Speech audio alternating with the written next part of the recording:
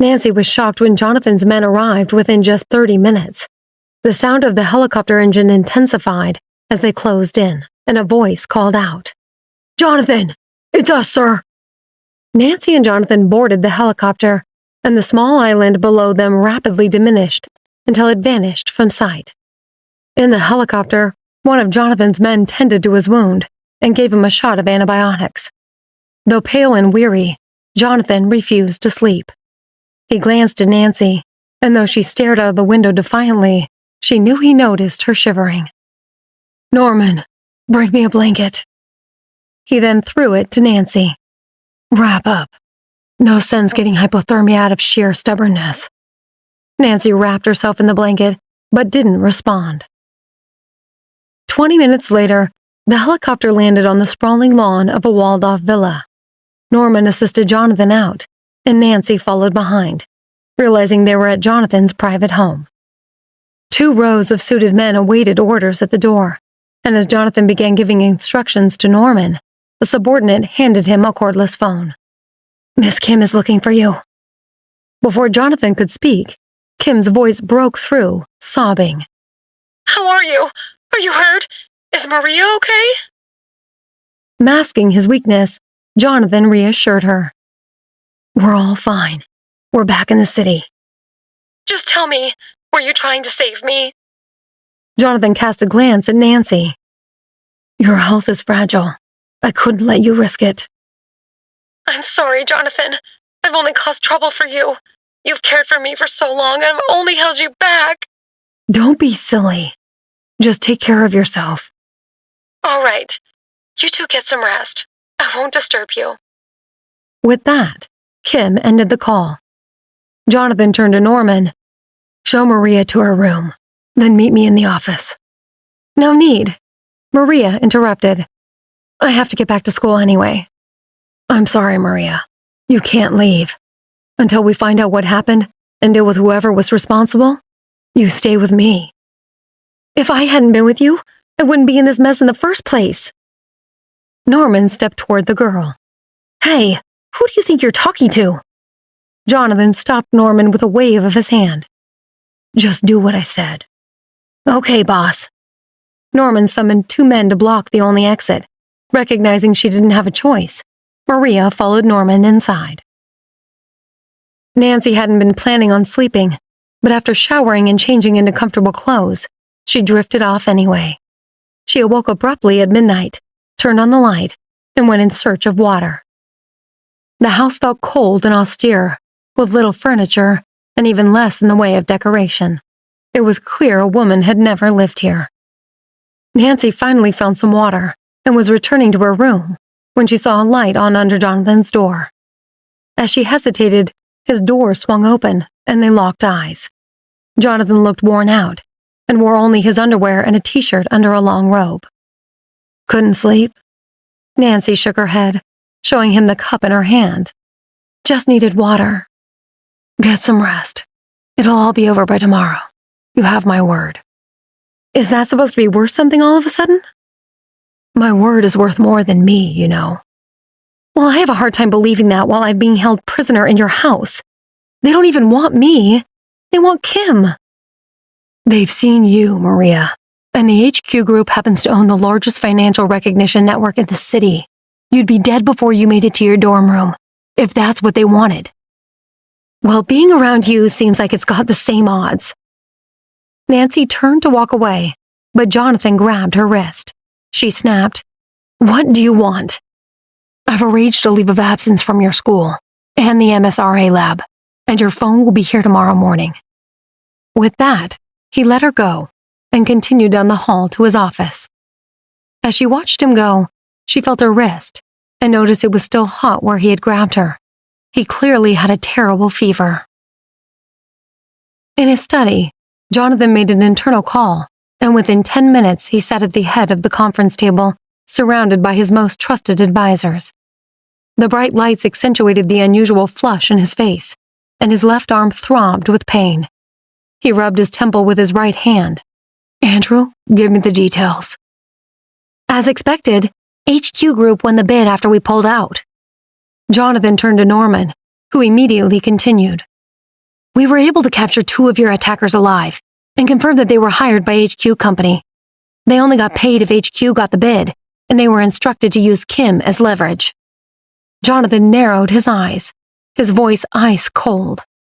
HQ clearly hasn't done their research on me, or they would have never have brought Kim into this. Interrogate the attackers again. Make sure no one is bribing them to come after me personally, and frame HQ for it. Norman assured him, I'll have my men investigate immediately. Andrew chimed in. What about the bid? What's our next move? Jonathan clenched his fists. That was our project, and nobody steals from the Davis Group and gets away with it. We're going to hit them where it hurts. Give me a list of options by tomorrow morning. Lucas nodded. I'm on it, sir. We'll make sure they regret crossing you. Jonathan's headache worsened to the point where he could barely stand it, and as he tried to get up, he swayed, and Norman had to catch up. Good Lord, you're burning up. Andrew, call Dr. Moore. Back in Nancy's room, she drank water and lay down, unable to sleep. Just as she started to drift off, she heard a commotion outside, followed by Norman calling for the doctor. Nancy looked at her wrist again and muttered to herself, After getting shot, nearly drowning, and then working all night, of course he has a fever. What could possibly be so important? When Nancy woke up again, it was dawn. She changed into clothes provided by the maid and cautiously stepped out of her room. The house was eerily quiet, and Jonathan's bedroom looked empty. Nancy headed downstairs and found a maid busy in the kitchen. Maria, just in time. I'll make you some breakfast. Mr. Davis should be back soon to join you. No need. I'm afraid he insisted. Then the maid handed Nancy a bag. Here's all the things you requested. Nancy opened the bag and found her phone and wallet from the cruise. She turned on her phone, and a half-dozen messages came through all at once. The first was from her classmate, Emma. I heard you're sick. Do you need anything? Next was from her lab supervisor, David. Sorry you're sick. Rest for 2 days, and Emma will cover for you. The last message was from Steve. I should have protected you at my birthday party. I'll find out what happened and make it up to you. Nancy laughed. Wow, such a charmer. The thought of Steve's aloof expression made her smile. She was about to reply to him when she sensed someone behind her. Turning, she saw Jonathan, dressed in dark gray clothes. His expression was flat, but he exuded his usual cold and heavy aura. Good morning, Maria. Better before you got here. As Nancy stood and walked out of the room, Jonathan's gaze fell on her phone. I see Steve's been in touch, he said. He has been. He's a very concerned boyfriend. Nancy was surprised when Jonathan seemed to wince at those words. What a strange man. Breakfast was soon ready, and Nancy and Jonathan sat down to eat. If you're bored today, you can take a walk outside, he said. Oh, good. Like a dog. That's not what I meant. Nancy could tell she was getting under his skin, and she liked it. After breakfast, she decided to take his advice and went outside for a stroll. She found a shady spot under a tree and sat down to check the news. An article caught her eye about the HQ Group. The headline read, Tech giant HQ accused of deliberate privacy breaches. Sales halted pending investigation. Nancy gasped and muttered under her breath. Wasn't it the HQ Group that stole the project from Jonathan yesterday?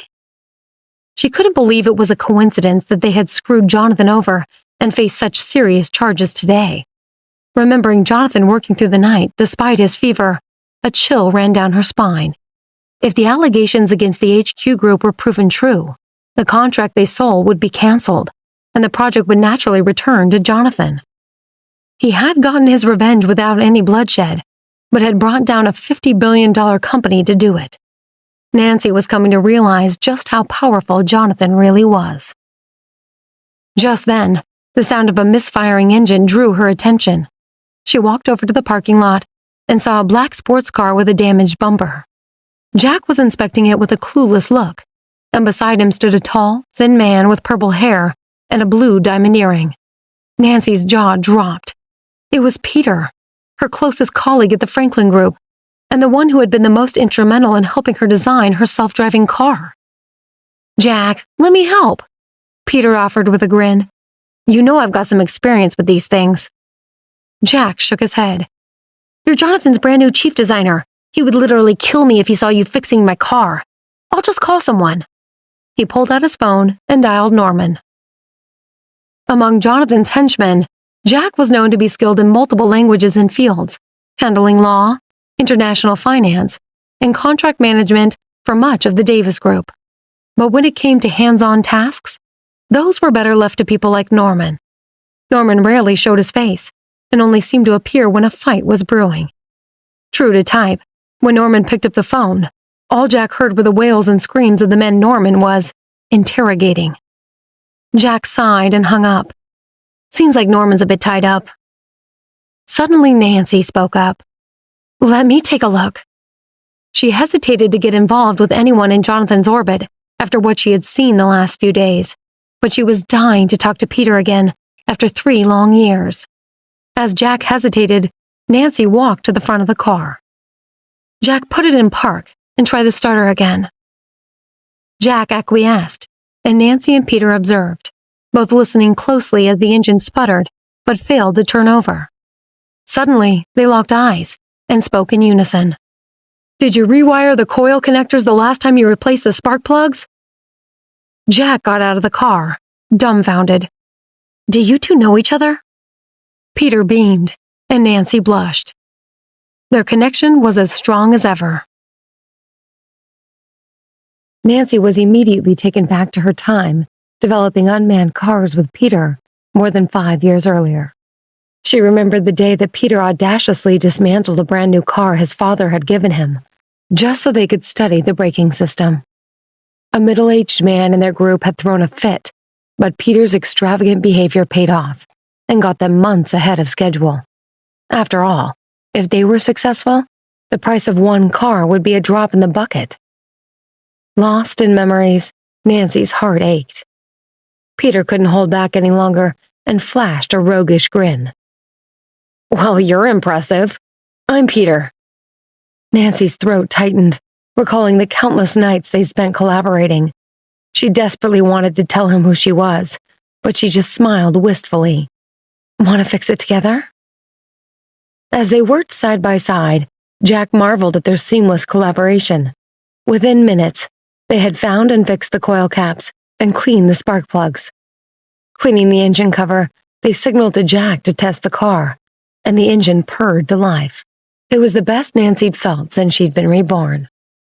Covered in oil, Nancy was about to head into the villa when she noticed Jonathan standing by the entrance. He appeared to have been there for a while, his imposing figure blurred by the shadows cast by the roof. His piercing eyes locked onto her, and the shadows seemed to sharpen his features. She didn't want to engage him, but remembering the news about HQ, she thought it was best not to antagonize him. She nodded at him politely. "Jonathan?" "Quite a display out there. Where did you learn to fix cars?" Nancy's heart jumped into her throat. Was he testing her? "My dad, mostly." "Chris Miller, the most vain man in New York, knows how to fix cars?" Nancy shrugged. "I guess so." "It's funny. A girl I used to know was a real genius with cars, even designed her own. I'd like to meet her someday." He didn't respond, and Nancy could feel the beads of sweat forming on her brow. "Well, I better get cleaned up." Jonathan nodded, and she hurried off. Could he possibly suspect her relationship with Peter? After all, not even someone with his resources could know her true identity. Jonathan had shown how dangerous he could be, though. She chided herself for fixing the car and knew she had to be more careful. As Nancy washed her hands in the utility sink, she heard Jack introduce Peter to Jonathan. "There's something you should know. Right after I picked him up, I caught someone tailing me and had to break through a road barrier to lose them. Someone's not too happy about us poaching him." Jonathan nodded. "Well, I can understand why. He's the best of the best." He reached out his hand and shook Peter's. "Welcome to the Davis Group. And don't worry, we'll make sure that's the last time anyone follows you."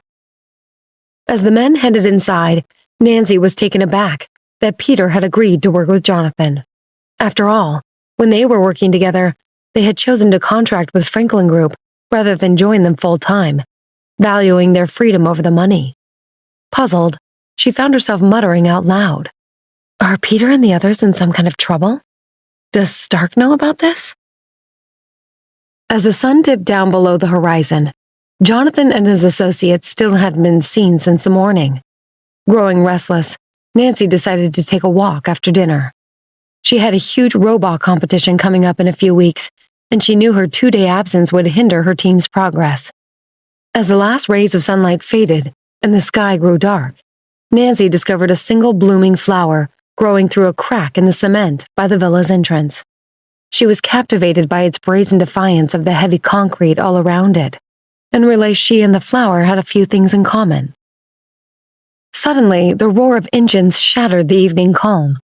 Headlights flooded the driveway, and Nancy quickly stepped into the shadows as 3 cars sped through the gate and screeched to a halt. The air reeked of violence. Norman emerged first, clad in a black vest that emphasized his imposing build. His camouflage pants bore the stains of conflict as he moved with a silent, dangerous grace. His battered men followed suit, their silence mirroring his. Nancy didn't need to guess what they'd been up to.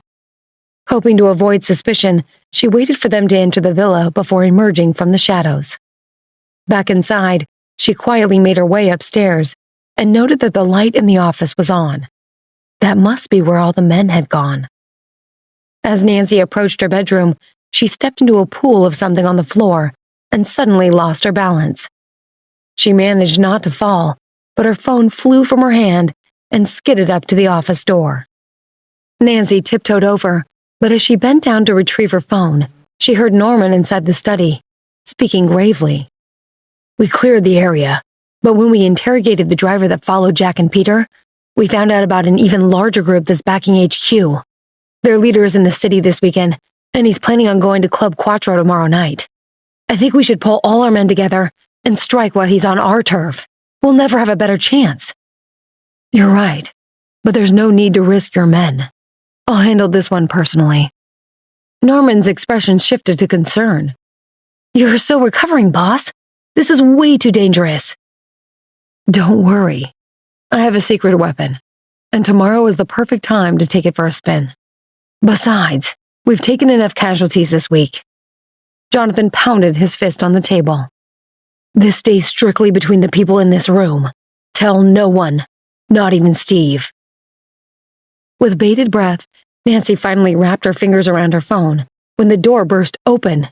She was on her knees, staring up at Jonathan, Norman, Jack, and another man she didn't even know. Sweat coated her palm as she gripped the phone tighter. Norman scowled. "Boss, she—" But Jonathan silenced him with a gesture. "Go make the arrangements," he instructed, his piercing gaze never leaving Nancy. The 3 men hurried out, and Jonathan approached Nancy slowly. She scrambled to her feet, but with no shoes on. Jonathan towered over her. The last time he'd suspected her of eavesdropping, he threatened to expose her in front of everyone. Or worse, what would he do this time? As he inched closer, the smell of blood hit her nose, and she realized she had slipped into a small pool of it when she dropped her phone. Her throat was dry, but she forced herself to remain composed. "Jonathan, I came over here to pick up my phone. I didn't hear anything." He said nothing, his eyes dark, inscrutable in the dim light. Nancy's heart raced, but she held his gaze, her voice steady. "I'm just a college student. I'm nobody. If you hadn't asked me to stay, I wouldn't even be here." His expression remained unchanged, so she pressed on. "I've seen how you silence people, but you don't need to keep me quiet because I have nothing to say." Jonathan finally spoke in a low whisper. "There's more than one way to silence a person." Nancy's heart trembled. A chill raced through her body, leaving her cold and stiff. She tried to explain further, but before she could speak, he suddenly grabbed the back of her head and pressed his lips to hers. For a brief moment, Nancy's mind went blank before she realized Jonathan was kissing her. Her mind raced. If he wanted to kill her, it would have been so easy. But if he didn't, that meant she still had the upper hand. Now she just had to play his game. Nancy put a palm on his chest and pushed him away, but he wrapped his free arm around her waist, pulling her closer. He pressed his lips tightly against hers, his stubble grinding against her delicate skin until it felt raw. She opened her lips, and he thrust his tongue into her mouth. Nancy soon found herself struggling to breathe, her nostrils flush with his powerful scent. She found his lip with her teeth and bit down until she tasted blood. Jonathan deepened the kiss, and she stumbled backward until he pinned her against the wall. The relief cravings bit into her back, and he gripped her hair firmly, holding her exactly where he wanted. Jonathan's body heat seeped through the thin fabric of her clothes, clouding Nancy's mind. As she reached out to relieve the pain on her back, she suddenly knocked the lamp to the ground with a loud crash. Startled, Jonathan released her. Nancy gasped for breath. "What are you doing?" He narrowed his eyes, danger emanating from their depths. "Have you forgotten so soon? I only trust the dead to keep secrets." Nancy stared into Jonathan's eyes. She couldn't believe he'd kissed her whenever he pleased, and then threatened her life in the same breath. But she knew better now. She was on to him. "Please, Jonathan, is there another way? I'll do anything." She saw Jonathan's eyebrows rise, a flirtatious glint in his eyes. Beneath the flickering light, his expression was alluring and dangerous. He leaned in, his lips brushing her earlobe. "I only trust two kinds of people, the dead and," he lowered his voice to a whisper, "my own." He lifted her chin, his finger brushing her swollen lips. "If you're mine, I won't have to kill you." Nancy continued to play along. "But you have a girlfriend. How can you betray her like this?" "Does she threaten you that much?" "You think I'm jealous? Don't flatter yourself. What about Steve?" "What about him?" Jonathan's tone was arrogant. "Steve's girlfriend is none of my concern, and we both know he doesn't care about you. How many times have you confessed your love for him, and he's never given you a second glance? If Steve cared about you, wouldn't he be here right now?" Nancy knew if she were truly Maria, she'd be livid at Jonathan's words, but she also knew he was right. Steve was a tool in every sense of the word. Jonathan narrowed his eyes. "He treats you like you're disposable. Don't act lovesick for him around me again." Nancy nodded gently. "It won't happen again." He gazed into her eyes, and a soft laugh escaped his lips. He kissed her. "Like an obedient woman, I'll spare you for now." With that, he released her. Jonathan returned to his bedroom, and as he showered, he couldn't shake the memory of the electrifying kiss he and Maria had shared. A fire had been ignited within him. Over the years, he had always taken what he wanted, and now he was consumed by the thought of making Maria his.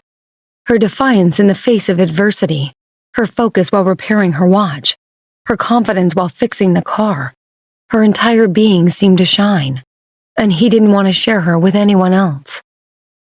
As for the future, Jonathan didn't bother thinking about it.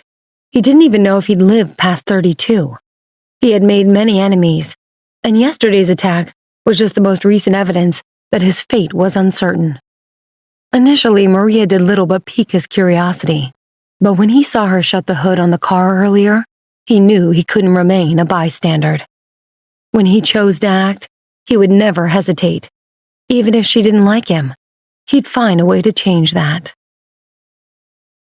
Meanwhile, Nancy stood in front of the mirror examining the marks left by Jonathan's forceful kiss. A slight swelling in her lip, the nascent bruises on her back. She thought of them as souvenirs, and smiled at the idea of Jonathan icing his own lip where she drew blood. Ever since she'd been reborn, she had treated every day like a zero-sum battle, a high-stakes game where there could only be one winner. But she was starting to wonder if she could hope for more from this life than just revenge. By the time Nancy woke up the next day, it was already 10 a.m. As she got out of bed, she heard Jack and Jonathan talking in the hall. "Sir, Kim is here to see you. We told her you were fine, but she insisted." "All right, let her in." Nancy was about to step out of the bedroom, but she suddenly stopped, releasing the doorknob. She heard the clack of Kim's shoes in the hall, and then Jonathan's door shut behind her. Kim entered Jonathan's bedroom already in tears. "How could you not tell me you were hurt? What happened? Are you okay?" Jonathan flashed a gentle smile. "We both know how I've survived worse. You worry too much." "How could you expect me not to worry? When is the last time you went a single year without being shot at? Why can't you just run the company from here, where it's safe?" "That's not how this business works. If people don't see me, they start to think I'm vulnerable, and then the threats get even worse." Kim wiped a tear, pleading with her eyes. All right. I promise I'll be more careful." "Is Maria okay? Is she still here?" "She's in the next room. To be honest, she saved you and me both." "I feel terrible for how much trouble I've caused. What can I do to make it up to her?" Jonathan thought for a moment. "Actually, she's been having a big problem with nosebleeds. Dr. Moore checked her out, but couldn't find anything more. Do you think you can help?" "Of course. I still have friends at the pharmacology lab. I'll send something over." Jonathan smiled boyishly, and Kim cocked her head. "Do you have feelings for her?" "I think I do. Yes." She gasped, and then took a step forward, whispering, "But isn't she Steve's girlfriend?" "You've seen the way he treats her. There's no way that's going to last." The mention of Steve sent a twinge of jealousy through Jonathan's heart, and his smile faded. After hearing Kim enter Jonathan's room, Nancy stepped out into the hall. But the last thing she wanted to hear was Jonathan with another woman so soon after he'd kissed her. She went downstairs for breakfast and had just started eating when Jonathan entered. To Nancy's surprise, Kim wasn't with him. "You're done already? I thought you'd need at least a half an hour." Jonathan narrowed his eyes and sat down next to her, casually resting his arm on the back of her chair. His voice was low and dangerous. "You really shouldn't make accusations about a man's stamina, not if you aren't prepared to back them up." "Well, excuse me for thinking it might run in the family." He leaned in closer. "If you want a demonstration, you just have to ask." Nancy felt a shiver run down her spine, spreading throughout her body and making her skin tingle. "Don't worry, Maria. You'll find out about my abilities when I decide you're ready." Jonathan stood up and walked over to his own breakfast.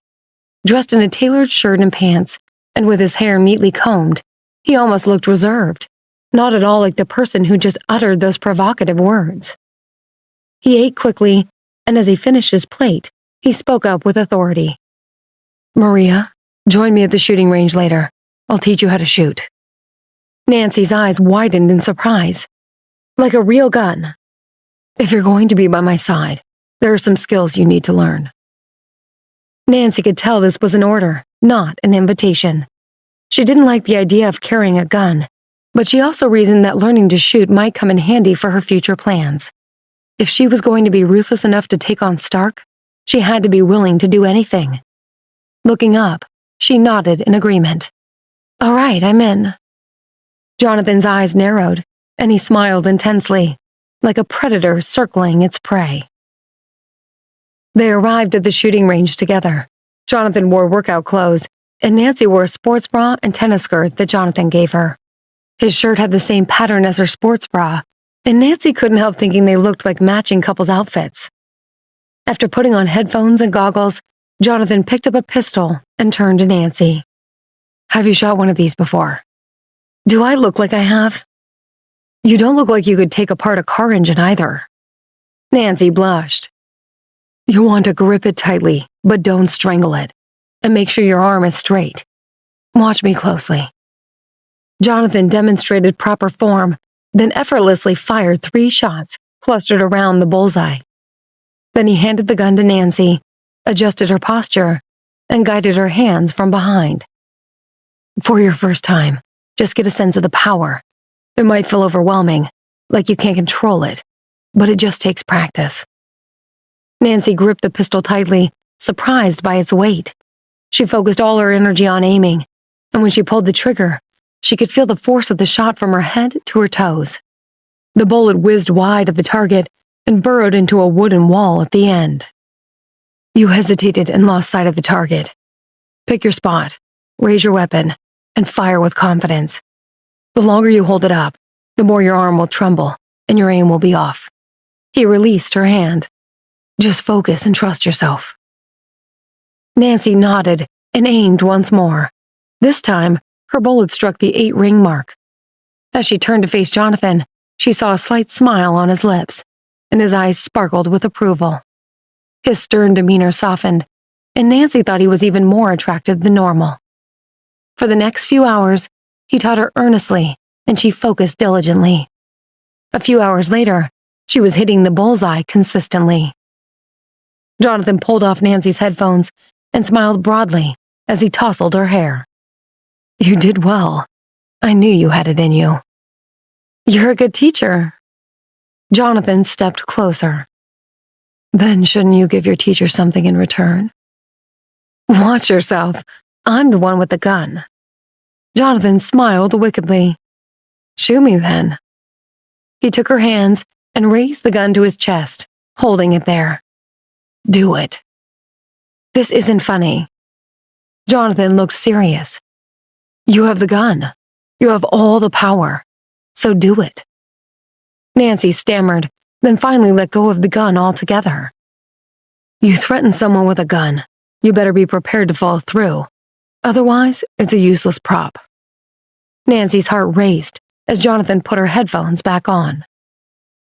In real life, no one will stand around waiting for you to shoot. You have to be able to hit a moving target. Jonathan hit a button, and the target started moving on a track. He handed the pistol back to Nancy. Taking a deep breath, she fired 3 shots and missed all of them. Can we stop for today? No. Go ahead. Don't aim at the target. Aim at where the target is going to be. She tried again and finally struck the target on her 4th shot. Her arm was trembling from fatigue, so Jonathan took the pistol. Your aim is good, but your fitness is poor. I'll design a workout routine, and you'll do it every day. Now watch and learn. Jonathan hit another button, and the target's movement sped up dramatically. He stood directly behind Nancy and held the gun out in front of both of them. He fired relentlessly, hitting the target every time. She could see the muscles ripple in his forearms with every pull of the trigger, and felt his entire aura transform. He was a lethal killing machine, but with his arms around her shoulders, Nancy wasn't afraid. When the clip finally ran out of bullets, Jonathan stopped the target, and Nancy saw it was in tatters. Jonathan smirked as he removed his headphones and pulled her close by the waist. Do you want to be like me? Nancy's typical defiance had abandoned her. She was captivated by his power and intensity. All she could do was nod yes. Correct answer. With that, he pressed her against the wall and kissed her passionately. Their lips locked tightly, and he twirled his tongue around hers, taking complete control. Suddenly, Nancy's thoughts shifted to Kim. She imagined Jonathan kissing her the same way just hours before, and anger surged through her. She fiercely bit down on his lip, but instead of backing off, Jonathan leaned in, pressing his entire body against hers. Nancy backed off, and sensing her submission, Jonathan's fiery passion transformed into a tender embrace. Their deep, lingering kiss left Nancy breathless and weak, her body trembling from the adrenaline. Determined to improve her physical strength, Nancy silently vowed to dedicate at least an hour a day to Jonathan's exercise plan. Jonathan stepped back, held Nancy's hand, and flashed a mischievous grin. Tonight we're going to have some fun. I thought I was going back to school tonight. We just have one more small matter to attend to, and this time, you'll be front and center. Later that night, a black SUV with tinted windows pulled up to a bustling, high-end nightclub. Dressed in a stunning red gown, Nancy stepped out of the car, followed by Jonathan, Norman, Jack, and Andrew, all in perfectly tailored tuxedos. Jonathan nodded to the bouncer, and he pulled the velvet rope aside. He led the way down the hall and into an elevator. As the doors opened, Nancy realized they were in an opulent underground casino. Directly beneath Times Square, they were in a massive secret hall filled with slot machines, roulette tables, a haze of smoke, and a cacophony of music. The head security guard recognized Jonathan and approached with a respectful bow of his head. "Mr. Davis, Mr. Walker has already arrived and is waiting for you in the VIP suite." Jonathan put his arm around Nancy and led her toward the back of the hall. As he did, he slipped a small pistol through the open back of her dress and tucked it into her tights. "Time to see how much you've learned today." Nancy trailed behind Jonathan as they passed another security guard and entered a lavish private poker room. A man in his mid-30s sat across the table, exuding confidence and power. He had a tightly trimmed beard, held a beautiful woman in his arms, and was flanked by 3 menacing henchmen. When he caught sight of Jonathan, he stood and greeted him with an exaggerated grin. "Jonathan, my old friend! It's been too long."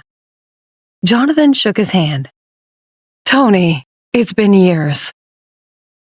Tony's eyes locked onto Nancy, and he smiled hungrily. "Is this the elusive Kim?" Nancy narrowed her eyes. Would Jonathan really do this to her twice in 2 days?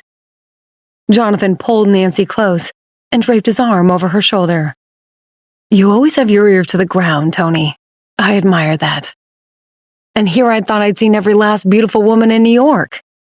He squeezed his dazed ass, and she tried not to grimace. "Tell me, does young Jonathan here treat you right? I may be a few years older than him, but I age like a fine wine." Before Nancy could respond, Jonathan cut her off.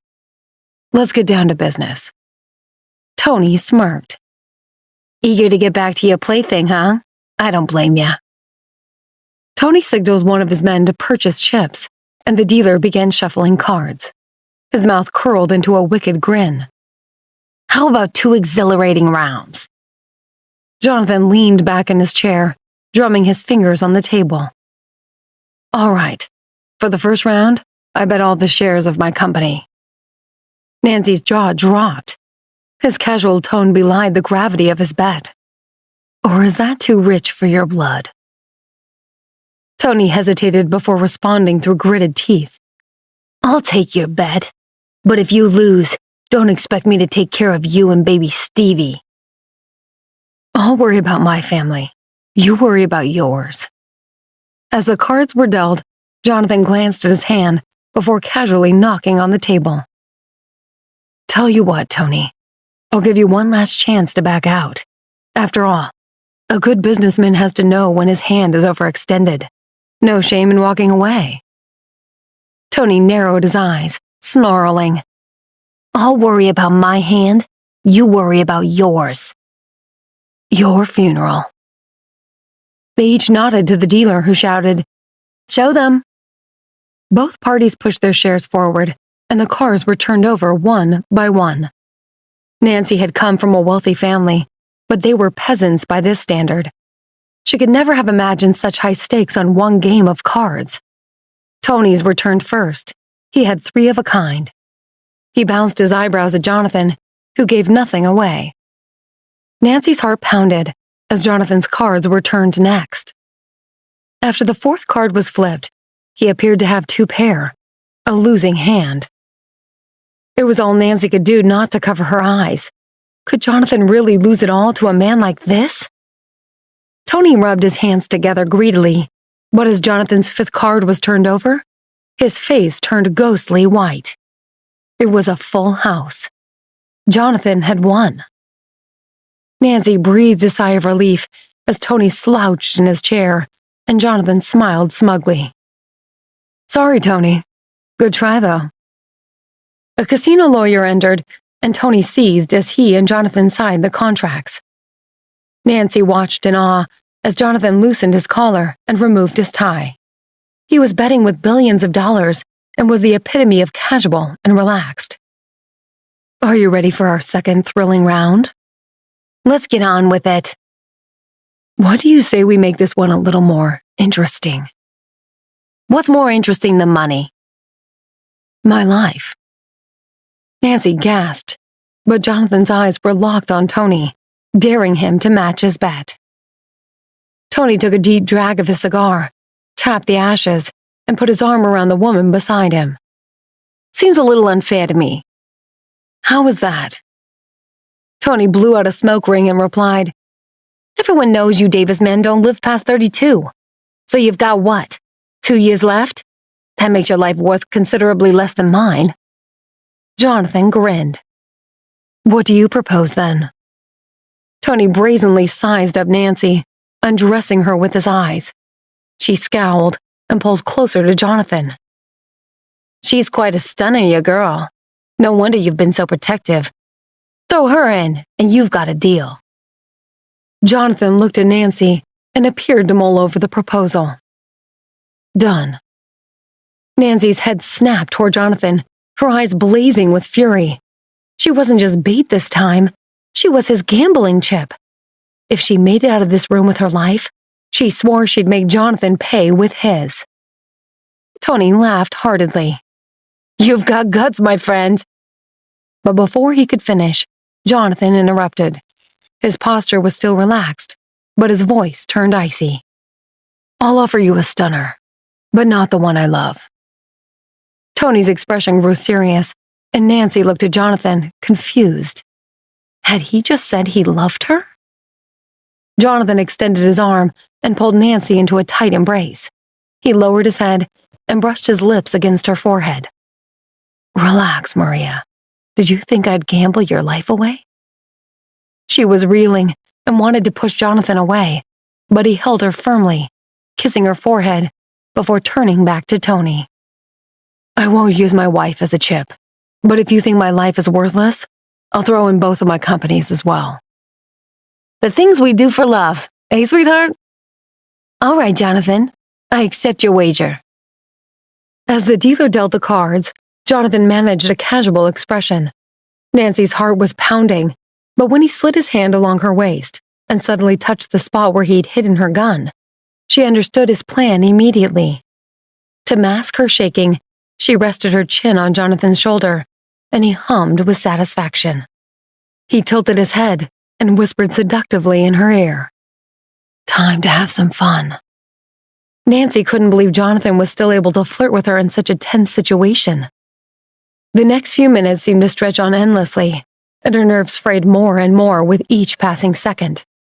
Desperate to hide her anxiety, she pressed herself deeply into Jonathan's embrace, burying her face in his shoulder and hiding her ragged breaths. The scent of wood and leather intermingled with his natural aroma, and it slowed her racing heart. As they prepared to show their cards, Norman entered and whispered something in Jonathan's ear. Through the thin fabric of her dress, Nancy felt Jonathan's heartbeat suddenly quicken. He and Tony both nodded to the dealer, and he shouted, Show them! Jonathan's eyes flashed with determination, and in one fluid motion, he flipped his cards, swung Nancy behind him, and opened fire. His actions were fast, bold, and fearless. Nancy clutched her little gun as the stifled groans of death filled the room. Jonathan soon ran out of ammo, so he grabbed Nancy's gun and continued firing with Nancy's hands still stuck in the middle. She cowered behind Jonathan, but she could feel the heat of each gunshot and hear the fleshy thwack of each bullet hitting its target. Suddenly, silence engulfed the room like a heavy fog. Jonathan let go of Nancy's hand, and she let her gun clatter to the floor. As she took in the horrific scene, she staggered back, retching. Jonathan pulled her in tight and pinned her against the wall to block her view. His scent enveloped her once again, and her nausea slowly dissipated. Soon, the gunfire was replaced by the cacophony of people entering and leaving, heavy objects being dragged away, and the meticulous cleanup taking place. Throughout it all, Jonathan held her firmly, his grasp unwavering. Finally, she heard a voice she recognized. It was Norman. All set, boss. Jonathan slowly released Nancy and turned to his men. Jack, get in touch with Tony's brother and wrap up the handover immediately. Andrew, make sure everyone else knows he didn't start this fight. We just finished it. As Nancy's vision cleared, she was stunned to find the room spotless, as if the brutal skirmish had been nothing more than an illusion. Still, the faint metallic scent of blood clung to the air and sent shivers up her spine. Silence enveloped the car on the ride home, and Nancy stared blankly at the neon lights streaking past the window. The car remained hushed until they reached the villa, and Jonathan helped her up to the second floor. She moved toward her bedroom, but he caught her hand, and she tensed up. You're in shock. It's normal. If you need me, I'll stay with you tonight. Nancy's stomach churned with emotion. She wanted to cry and laugh and scream all at once. Suddenly, it came bursting out of her. I don't even know who you are. You're a monster, a madman, a cold-blooded murderer, and you used my hand to do it. He stared, momentarily stunned. I didn't pick the fight, Maria, and if I hadn't struck first tonight, I'd be the one dying, and you would be too. You said it yourself, that you don't like underhanded tactics, but you orchestrated the whole thing just to eradicate a problem. You own that casino too, don't you? Did Tony know he was walking into a butcher shop when he agreed to meet you there? Her tear-filled eyes blazed with fury. You're so all-powerful. Why not just kill him yourself? Why drag me into it? Does my suffering feed your twisted ego? You're brilliant, Maria, but you don't understand how the real world works. Jonathan encircled Nancy in a possessive embrace. Tony came for my business, for my family, for you. Call it underhanded if you want, but he chose the rules when he sent his goons to the beach. The blood in that room is on his hands. It's also on mine. And Tony didn't do that to me. You did. Jonathan caressed her hair and murmured soothingly, It's all over now. After tonight, you're untouchable, safe from harm. Tomorrow morning, I'll take you back to school, and we can pretend this never happened. His tender words echoed in Nancy's ears. The fact that he thought it would be so easy to move on was exactly what terrified her about him. With 2 lifetimes of experience, the only person who scared her more than him was Stark himself. She fought to escape his grasp, but he only tightened his hold. Hot tears streamed down her face, and she flailed her arms, striking his wounded shoulder. He winced and released one hand to grasp her wrist. I know it's difficult to stomach right now, but you'll adapt in time. I don't want to adapt. I never even wanted to be here. What do you want from me, Jonathan? To watch you murder people day after day until I grow numb and it becomes second nature? He tenderly brushed her hair from her face. I wish we lived in a world where pacifism was an option, but we don't. Life isn't black and white. Sometimes it is. Those people had lives and parents and children of their own, and I killed them. Nancy cried, tears cascading down her cheeks as she struggled against Jonathan's grasp. Why even teach me to shoot? Why put me through this? Jonathan absorbed her words, falling silent before locking eyes with her. It felt like his gaze was penetrating her soul. Because no one can promise a long life. Tony was right. I might not live to see 33. I might not live to see next week. So if the worst happens, and I'm not around to protect you, I need to know you can protect yourself. But why me? Jonathan smiled. That's easy. Because I love you.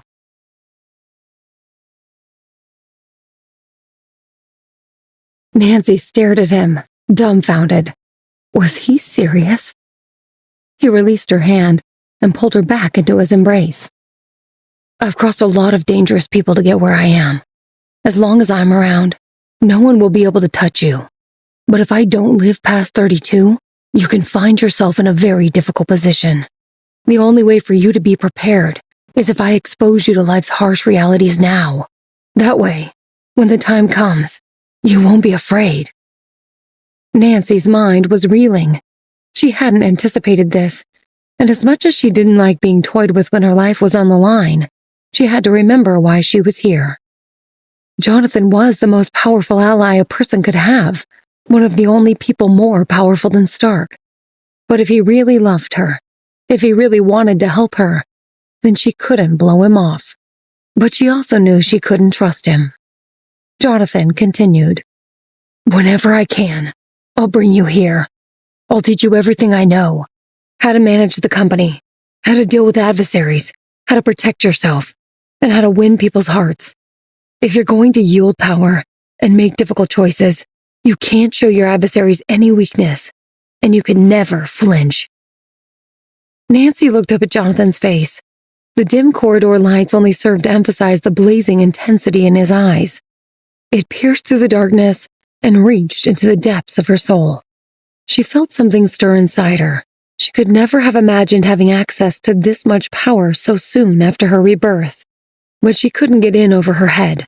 She had to test him, and she had to make sure he didn't lose his interest. "How is that even possible? No one knows about us. We have no relationship. Why don't you just let me go and forget these past few days ever happened? Pretend we never met. Even if you die tomorrow, no one will come after me because no one knows what we've done." What an idea. Jonathan lifted Nancy's chin with her fingers and caressed her face tenderly. "Except I have no intention of letting you go. You've used me as bait, as a bargaining chip, as a puppet at your slaughter. I have every right to despise you. You say you love me. I say, get in line." Jonathan's eyes turned ice cold. "I won't let you go, and I don't wait in line." Nancy pursed her lips and narrowed her eyes. She seemed to have gotten what she wanted, but Jonathan's appetite for anger and violence still frightened her. She decided not to push it and retreated to her room without another word. As Nancy lay in bed, the events of the night played back in her head. Twice in the last 3 days she had been certain she was going to die. Somehow it scared her even more than her first death. Just the thought of it made her tremble. Suddenly, there was a knock on the door. "Who is it?" "Jonathan." She rolled her eyes. "What do you want?" "Just open the door." Reluctantly, Nancy got up and opened the door. Jonathan had freshly showered and dressed in cotton pajamas. He stepped in holding a medical kit. "Can you help me apply my medication?" Nancy glanced into the empty hallway. "Don't you have a personal doctor?" "He's busy tonight. Besides, you're such a good nurse." Jonathan winked and didn't even wait for her to say yes. He just sat on the edge of the bed and began to undress. Nancy briefly lost her breath as he unbuttoned his shirt and tossed it aside. Seeing her hesitation, Jonathan pointed to the medical kit. "Just apply some ointment and change the gauze." She didn't see another choice, so she gathered the gauze and the ointment and approached the bed. Under the soft light, his powerful chiseled physique was impossible to ignore. He was lean but muscular, powerful but fast. It occurred to Nancy that she had never noticed how beautiful his shoulders were. His muscles were woven together like braids, and shadows fell in the valleys between his 8-pack abs. Even in pajamas, he exuded a commanding presence that was hard to resist. "Lay down so I can get to your back." "Already trying to get me into bed. What happened to that wild Mustang I had to tame in the hall?" "Shut up and roll over." Jonathan laughed and followed her orders. When Nancy glimpsed his back, she was immediately entranced. It was as strong as smooth as the rest of him, but up close, she could see it was marked with scars. She traced one of them with her eyes and found it unexpectedly alluring. One of the first things she had seen after being reborn was Jonathan's back. But now, up close, that 2-dimensional snapshot had been transformed into a vivid, 3-dimensional masterpiece. Nancy removed the bandage and gasped when she saw his wound. She knew the severity of his injury. After all, she had made the cuts herself. The wound had been truly gruesome, but somehow, after only a few days, it had already begun to heal. It seemed that in a few more days, he would be completely recovered. Despite her engineering interests, Nancy had spent much of her childhood in hospitals with her father. She was certain she had never seen anyone heal so quickly. If he really was destined to die at 32, she wondered if this was somehow connected. She bit her lip, but refrained from asking. "Still alive back there?" Nancy snapped out of her daze and grabbed the ointment. Her heart skipped a beat as she gently applied it to his stitches, but calmed again as she replaced the gauze and bandaged him up. "Done. You can get out of my bed now." Jonathan grabbed his shirt and stood to get dressed. "Thank you." As he put on his shirt, the warmth of his breath brushed against Nancy's face and made her flush. She walked to the door to show him out, but Jonathan's lips curled into a sly smile. He slowly finished dressing and approached her. He hooked his arm around her waist and whispered seductively, "It's time for bed." But she continued holding the door open. "Go tell it to your own pillows." With that, Jonathan scooped her up, put her over his shoulder, and carried her to the bed. He laid down in front of her, and she tried to put a pillow between them, but Jonathan caught her wrists and held them above her head. With his free hand, he pulled her waist closer and leaned in for a kiss. Just as their lips were about to meet, Nancy turned her head, and Jonathan's kiss landed on her cheek. Unfazed, he followed the curve of her cheek to her ear and sent shivers down her spine. He trailed kisses from her ear back to her lips, and as he did, she noticed their mingled breaths smelled faintly of mint and jasmine. She was exhausted from such a traumatic day, but she refused to give anything to Jonathan so easily. In a sudden burst of strength, she broke free and slapped the shoulder she'd just finished bandaging. He instantly trapped her again and held her firmly in place. He glared at her from inches away, and his eyes flickered with a dangerous intensity. "Do you really want to hurt me that badly?" Nancy's chest heaved from the effort, her cold eyes framed by long, thick lashes. "Do you?" she snapped back. Jonathan held her gaze for a moment, smirked, and let her go. She rolled over to face away from him. "You know it's impolite to show up at a sleepover you were never invited to. Good thing I wouldn't know what that feels like." Jonathan leaned back and flicked off the light. They settled under the blanket, and in the darkness, Jonathan reached out and pulled Nancy close. Her narrow back nestled into his powerful chest. He rested his chin on her head, and Nancy could hear his heartbeat. She felt his Adam's apple bob up and down as he swallowed, and smelled his warm scent enveloping them like a bubble. She had never been this close to a man before. Jonathan's breath warmed her head and gradually soothed her. She had thought the night's terrifying events would keep her awake, but as she closed her eyes, memories of Jonathan's passionate kisses consumed her thoughts. Slowly, she drifted into a deep, restful sleep. When Nancy awoke, Jonathan was nowhere to be found, but the rumpled bedsheets were a stark reminder that he had shared her bed the night before. She glanced at her phone, and seeing that it was already 8 a.m., her eyes went wide. Anxiety seized her as she realized she had at least an hour commute back to NYU, and her first class started in a half an hour. She had already missed 3 days of classes, and she hated the idea of falling so far behind.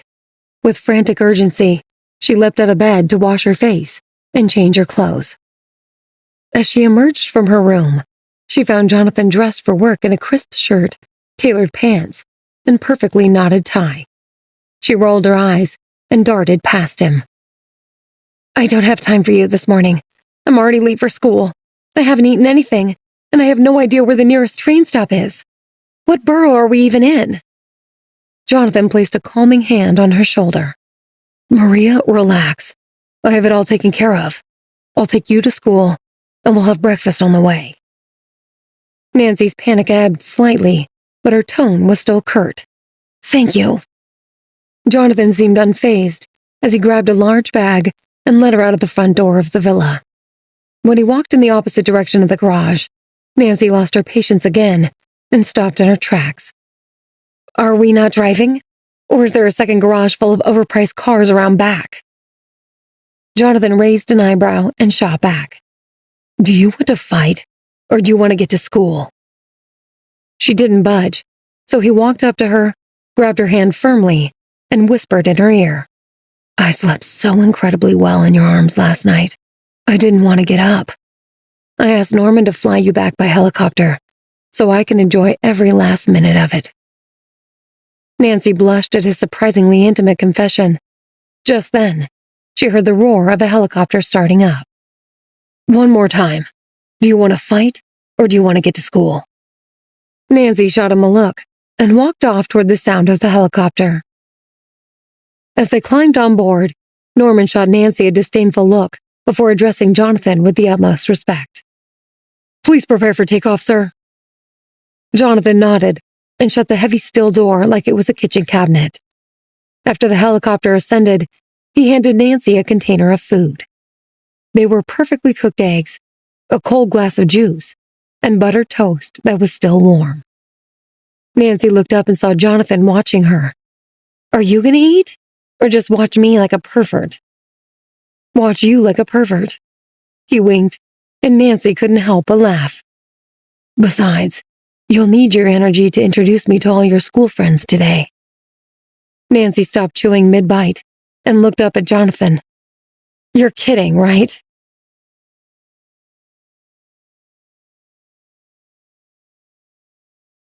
Less than 10 minutes later, they were soaring above the university. As Norman prepared to land, Jonathan handed Nancy a bag, and she opened it to find several pouches of liquid that looked like medicine.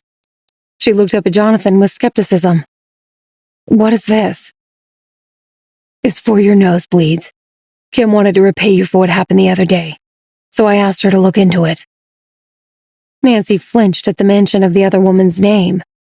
This is from Kim? Is that jealousy I hear? No, I'm just surprised.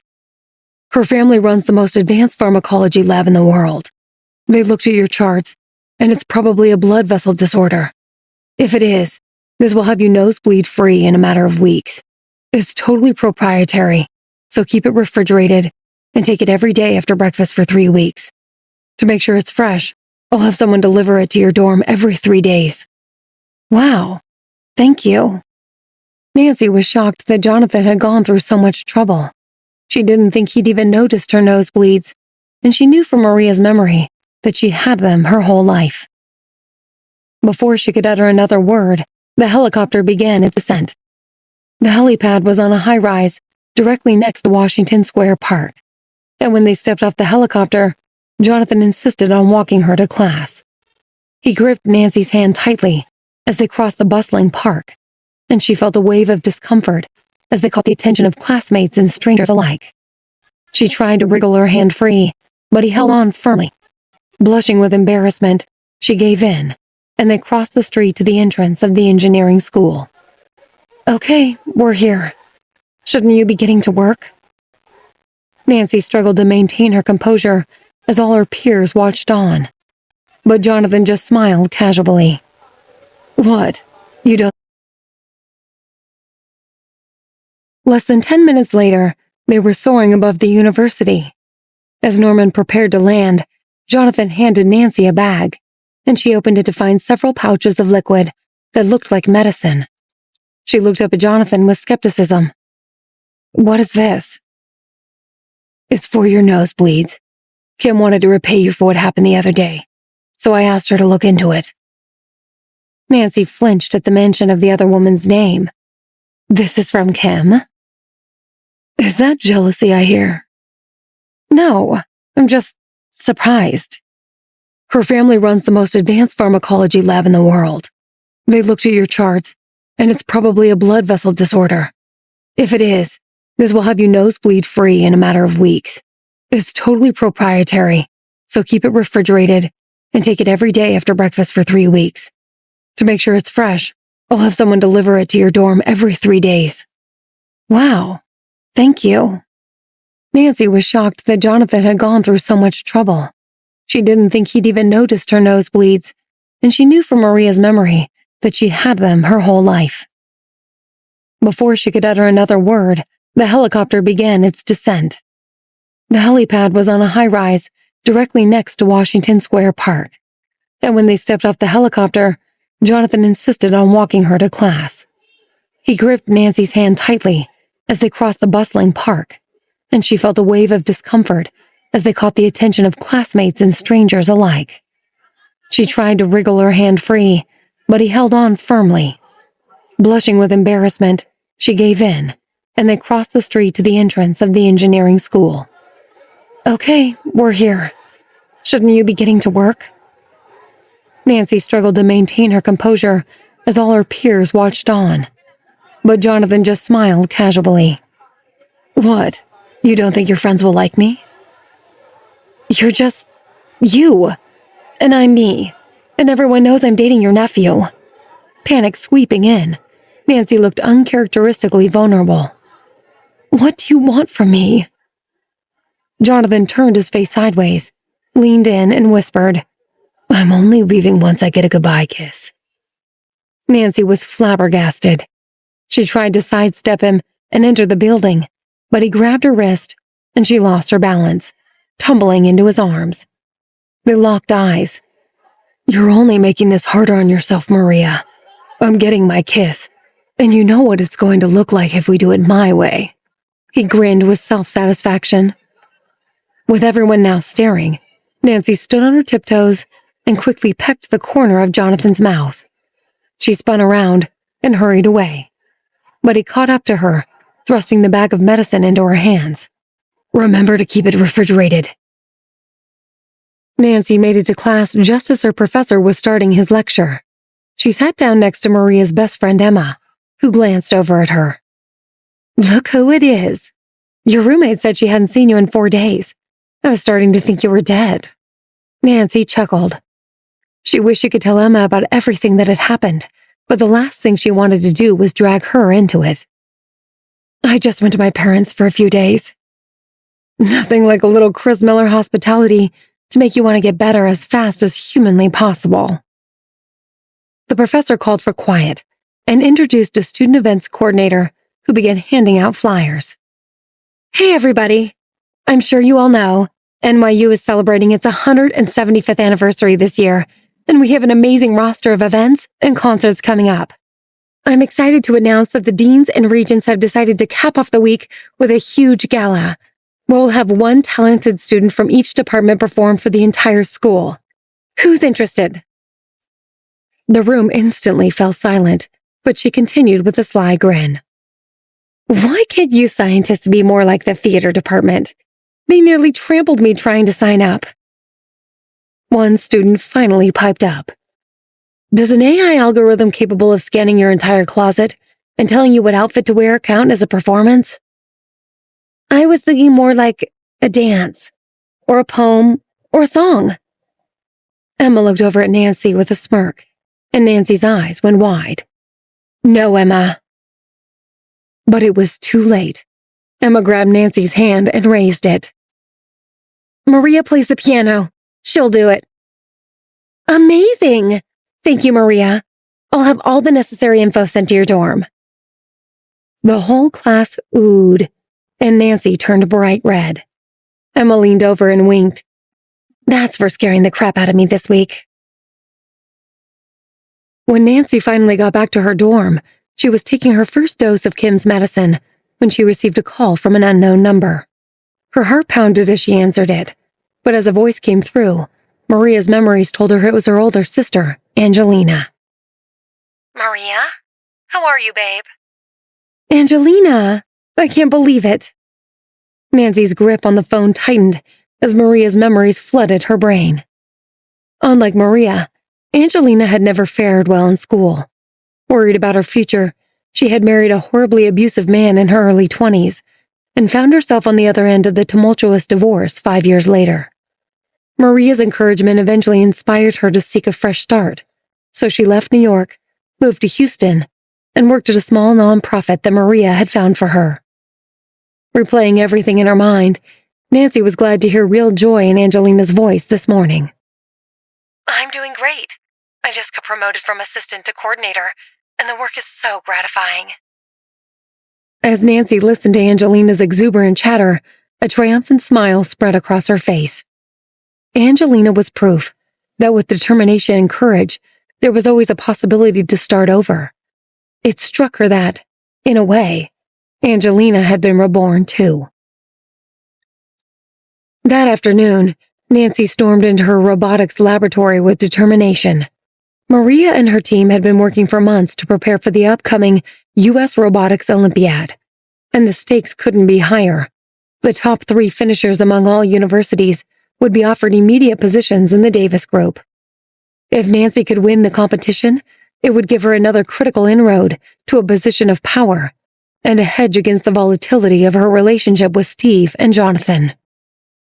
Nancy would be competing in both the individual competition and the group competition, alongside Emma. To round out their team, they had joined forces with 2 other friends from the aerospace department. Nancy approached their lab station as Emma was feverishly assembling drivetrain parts. The robot they were building for the group competition was called Death Scythe, a title so dramatic it made all of them laugh. The group contest had a litany of specific requirements, but as it stood, Death Scythe was overloaded and its software was plagued by bugs. Emma glanced up at Nancy. "How are you ever going to finish this by next week?" "We'll get it done. I just hope you don't like to sleep." Nancy made a mental list of everything she needed to do. Death Scythe's outer shell had already been customized, so Nancy formulated a plan to debug the internal sensors and chip programs. Wasting no time, she fired up her computer and dove into the code. Over the next few days, Nancy and Emma practically lived in the lab, working around the clock. She hadn't spoken with Jonathan since their goodbye kiss, but true to his word, fresh medicine had arrived for her every 3 days. One day, as she ate lunch and scrolled through the news, she stumbled upon a salacious tabloid story. Steve Davis, youngest billionaire in New York City, was spotted last night entering the Astoria Hotel with pop singer Rachel Smith. We can also report that neither left until this morning. Nancy's jaw dropped. What was he thinking? Was he trying to provoke her? Had he solved his impotence and decided to end their relationship in the most embarrassing way possible? Her mind raced. She had to form a backup plan if Steve had turned the tables. As she was lost in thought, her phone rang like a gunshot, startling her. She saw it was her father, Chris, and scowled. Even through the phone, she could sense his simmering anger. "Did you see Steve's sort of little scandal?" Nancy curled her lips, disgusted by Maria's father, but she decided to feign ignorance. There was a scandal? "He and some half-naked pop star singer spent the night together." Chris snarled. "Listen, it's common for men to lose control and indulge in one-night stands. You need to find a way to solidify your relationship with him. Make him feel wanted." Nancy's heart pounded with rage. She couldn't believe this is how he spoke to his children. No wonder Angelina had ended up with an abusive husband. "Did you hear me?" Chris's voice seethed with anger as Nancy tried to control her temper. The real Maria never stood up to her father, and she had to maintain that facade. "As you know, my birthday is coming up in a few days. I'm throwing a lavish party, and I expect you to bring Steve along." Nancy scowled, wanting nothing to do with either Steve or her father. I'll ask him, but he'll probably be out of town. "Have you two already broken up? Because I've heard you've barely left school since this party. No wonder he's running around with other women." We've talked on the phone, if you must know. I was sick this week, so he's been sending people to deliver medicine. I'm sure this whole hotel thing is just a misunderstanding. "Well then, that's good. My party is next Wednesday, at our penthouse on the Upper East Side.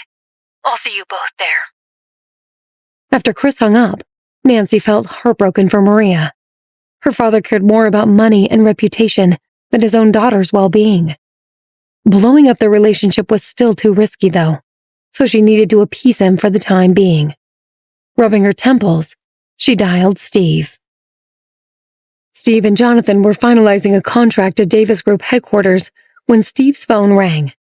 He frowned when he saw who it was, causing Jonathan to glance at the screen too. His expression remained calm, but he gripped the paper a little tighter. After 5 or 6 rings, Steve finally answered, his voice cold. "What do you want?" Maria hesitated for a moment. Steve, it's my dad's birthday next Wednesday. I want to invite... Before she could finish, Steve interrupted, his voice dripping with contempt. "I'm going on a business trip next week." She sighed. Okay, I understand. Steve hung up the phone, and Jonathan leveled a look at him, his tone filled with fake curiosity. "Who was that? You seem upset." "Nothing. Maria asked me to go to her dad's birthday party with her, so I made up a business trip. Let's just finish this up." Jonathan nodded and finalized the contract. As they left the office together, he suddenly stopped Steve. "I'll attend Chris Miller's birthday party next week." Steve was floored. "You can't be serious, Uncle. He's a nobody, and an obnoxious one at that." "It's fine. I need to meet with someone who's going to be there anyway. Just tell me what gift to bring, and I'll take it along." "Suit yourself. I'll get the info from Maria and have Andrew arrange the gift." "One more thing. Don't tell Maria I'll be there. I want it to be a surprise for her father." Jonathan turned and left, but his thoughts lingered on Maria. She hadn't contacted him in days, and when she needed someone to go to her dad's party, she had turned to Steve instead.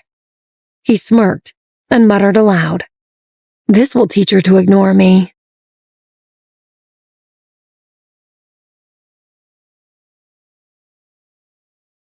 Minutes later, Nancy received a curt message from Steve.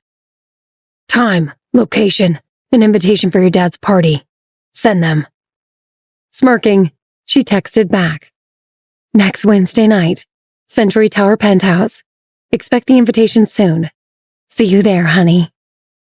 As expected, Steve didn't respond, but Nancy still liked to imagine the face he made when he read it. She told Chris the good news and carried on with her day. Time flew by in the lab with Emma that week, and suddenly it was Wednesday.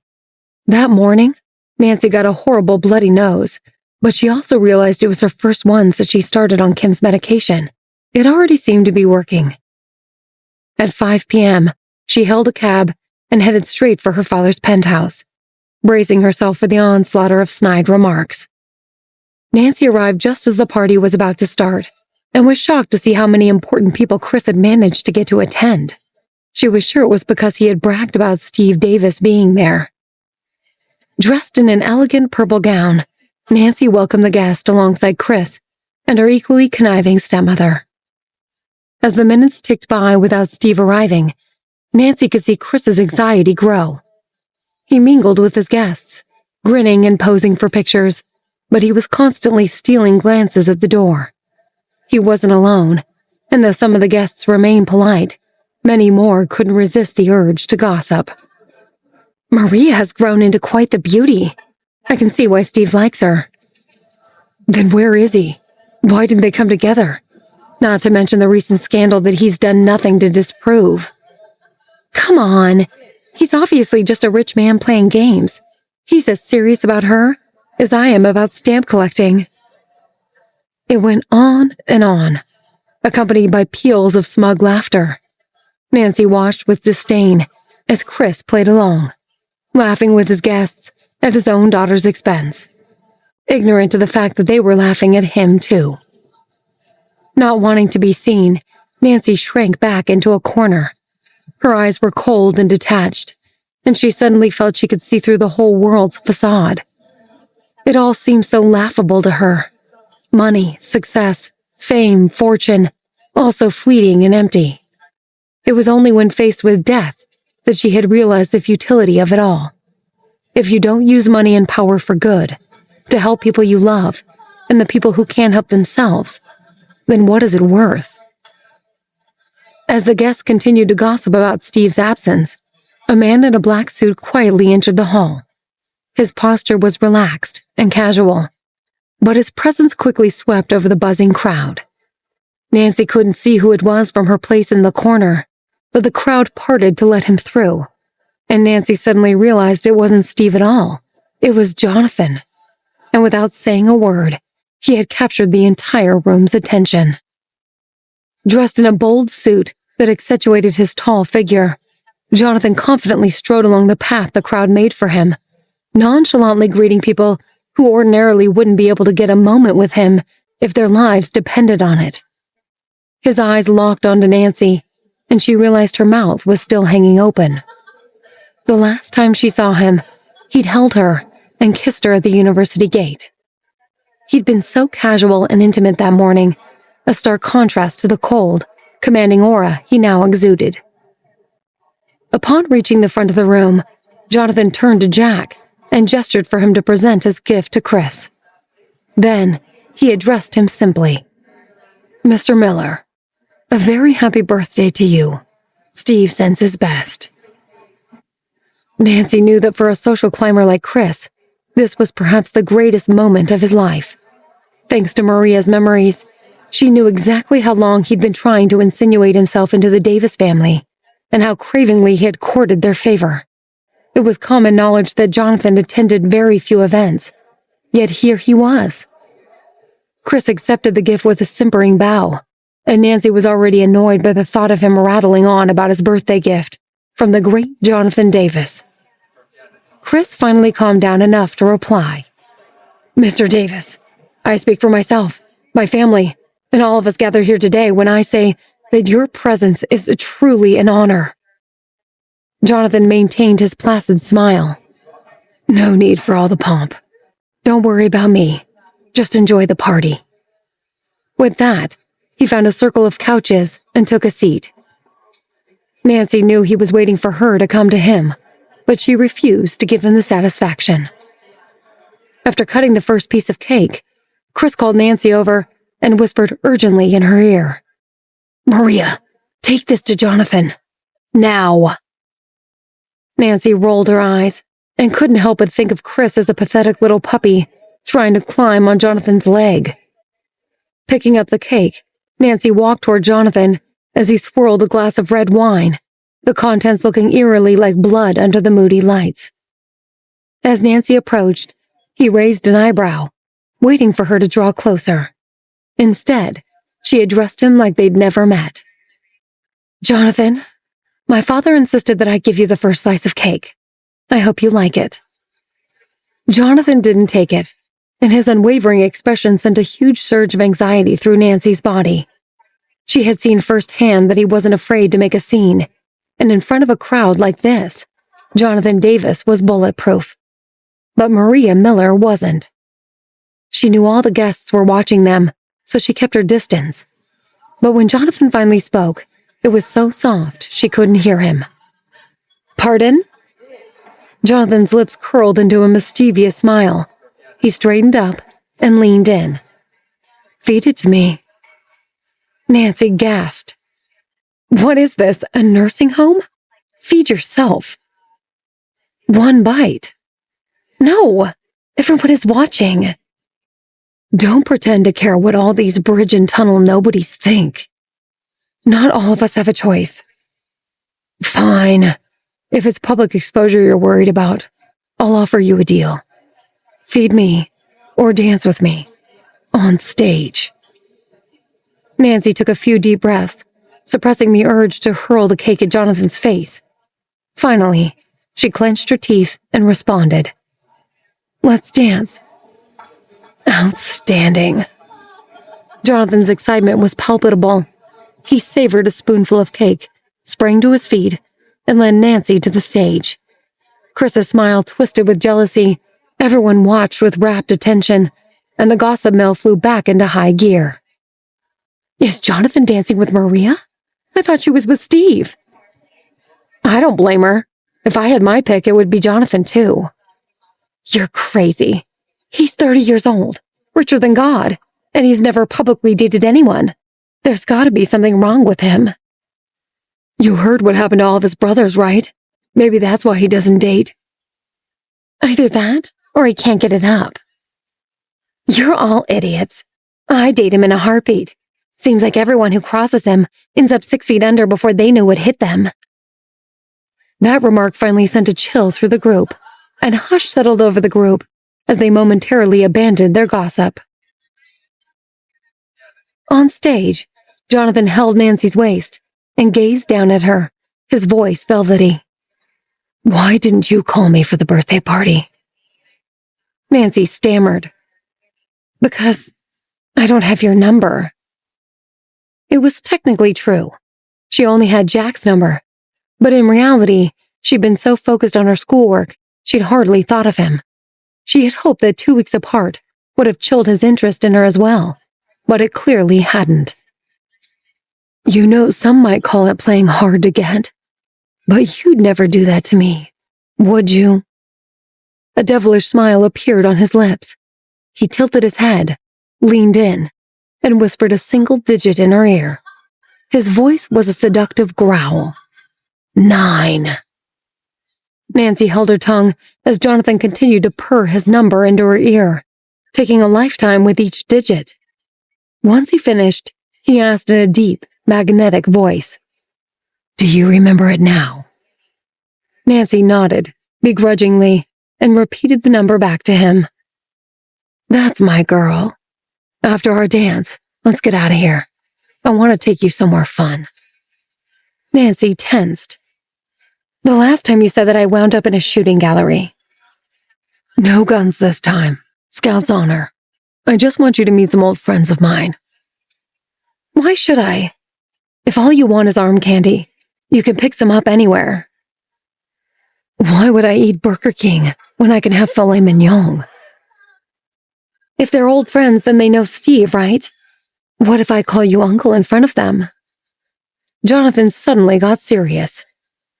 "If that sounds fun to you, then be my guest. But that doesn't mean I'll continue to stand by while you play house with Steve in the tabloids." Nancy flinched.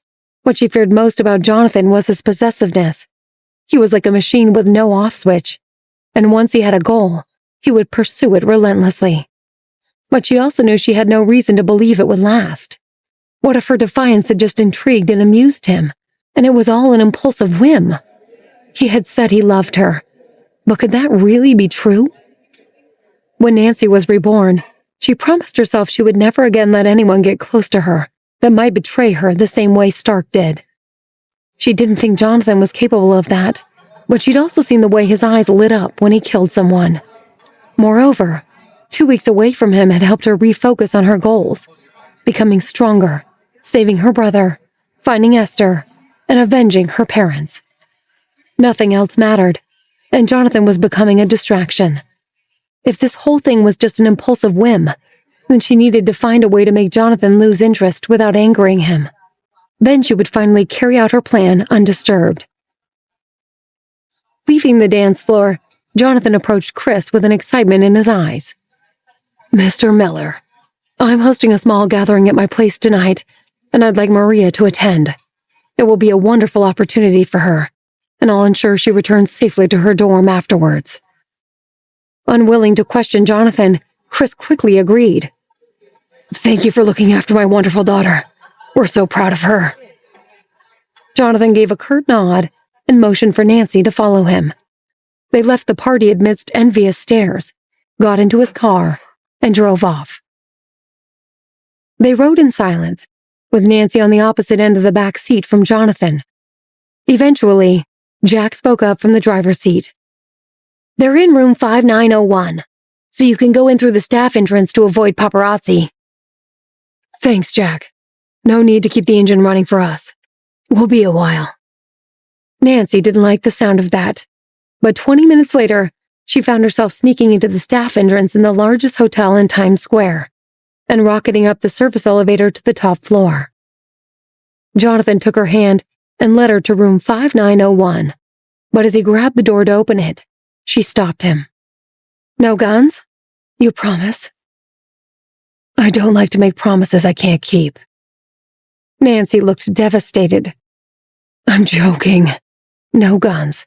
Just fun." Still holding Nancy's hand, Jonathan opened the door and let her in.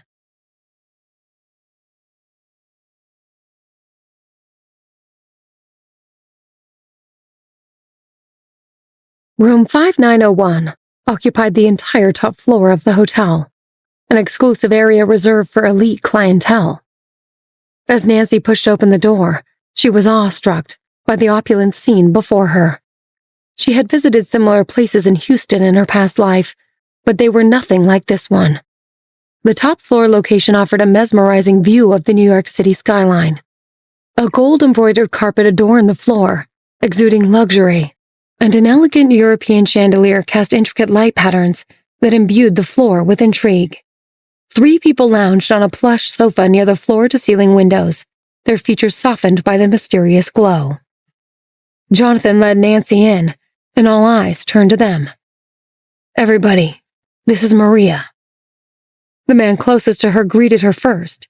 He was in casual attire, but his deep-set eyes and noble features resembled a portrait of royalty. He stood, shook hands with Nancy, and introduced himself with an icy voice. "Good to meet you. I'm Xavier." Next to him, a sunnier man flashed a magnetic smile. Fashionably dressed and radiating rebelliousness, he reminded her of Peter. "I'm Latham, but you can call me Al if you're feeling lazy." "I always am. Nice to meet you, Al." She winked at him. Next to Latham, a woman with short, neat hair stood up. Her features were sharp and refined. "I'm Hannah. I've had the questionable pleasure of having known Jonathan since he was wetting the bed and crying for ice cream." She extended her hand with a teasing grin. "You must be the one trying to steal Jonathan's heart." Latham flashed his eyebrows at Jonathan. "Speaking of stealing, what do you bet I can take her from you, just like I did your first girlfriend in middle school?" Jonathan scoffed. "Get lost." But Latham was unfazed and immediately struck up a conversation with Nancy. "I'm considering letting Jonathan hang on to you, so tell me, do you have a sister? And if so, what's her number?" Nancy laughed. "2, actually, both older." "My God, I must be in heaven. Imagine the 3 of you have been walking the earth this whole time, and I'm just now finding out about it?" "Unfortunately for you, they're both married." "That never stopped me before, honey." Latham winked at her and then turned to Xavier. "Xavier, for the love of God, let's drink." Xavier clinked glasses with Latham and turned to Jonathan. "I hate to bring business to a party, but you should know that our investigation is making fast progress." Jonathan was shocked. "So soon?" "A stroke of luck brought it open for us. I'll send everything over through Andrew tomorrow." Xavier handed Jonathan a drink, and Jonathan glanced over at Nancy. "Something to drink, Maria? How about a juice?" Hannah chimed in. "Come on, let her drink. Are you afraid we'll take advantage of her?" "She has class tomorrow morning, but that doesn't mean she still can enjoy herself for a bit." Latham came up behind Jonathan. "She's still a student, and you're trying to snatch her up. They keep getting younger and younger." Nancy's expression soured, but Jonathan reassured her. "Don't let Latham get to you. He's like a human chihuahua, all bark and no bite. And sometimes he pees on the carpet." "That was one time." "And what about you, Maria? Do you bite?" Jonathan suddenly got stern. "Leave her alone, Al." Latham feigned hurt. "So much for loyalty. I used to be your partner in crime, and now you've replaced me with a college student. You must be something special, Maria." Jonathan led Latham away, and as Nancy watched him interact with his old friends, her mind wandered to her own past, a time when she enjoyed the camaraderie of her close friends like Esther and Peter. When she and her research team formed the Secret Scientists group. Together they had spent countless sleepless nights devising and reworking projects, watching with pride as their joint efforts sent unmanned cars down the track for the first time. They celebrated their successes with wide-eyed optimism, declaring themselves the future kings and queens of artificial intelligence. As for Esther, she and Nancy had been best friends since they were old enough to speak.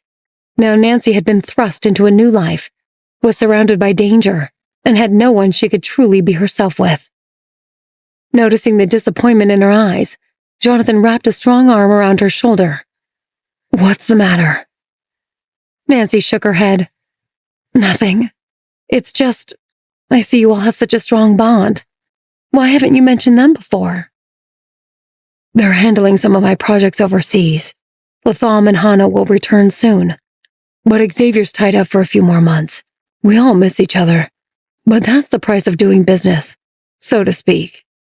Nancy nodded, but suddenly, she felt a warmth swelling up from deep in her sinuses. Her hand shot up to her nose just in time to catch the first rivet of blood. "I need to go to the bathroom." Grabbing her bag, she hurried off. Just as she got her nosebleed under control, the bathroom door opened and Jonathan walked in. She caught his reflection in the mirror, and in an instant, she found herself enveloped in his embrace. Towering over her, his size and strength made her feel impossibly delicate. He intertwined his fingers with hers, causing her whole body to tense. He leaned in and planted a kiss on her cheek. In the mirror, the crystal lamps cast a hypnotic light shone across their faces. Nancy tried to break free, but Jonathan held her tight and kissed her ear, his low, magnetic voice teasing. "Maria, I hadn't seen you for 2 weeks. Did you miss me?" Nancy didn't respond. She had to stay committed to her goals.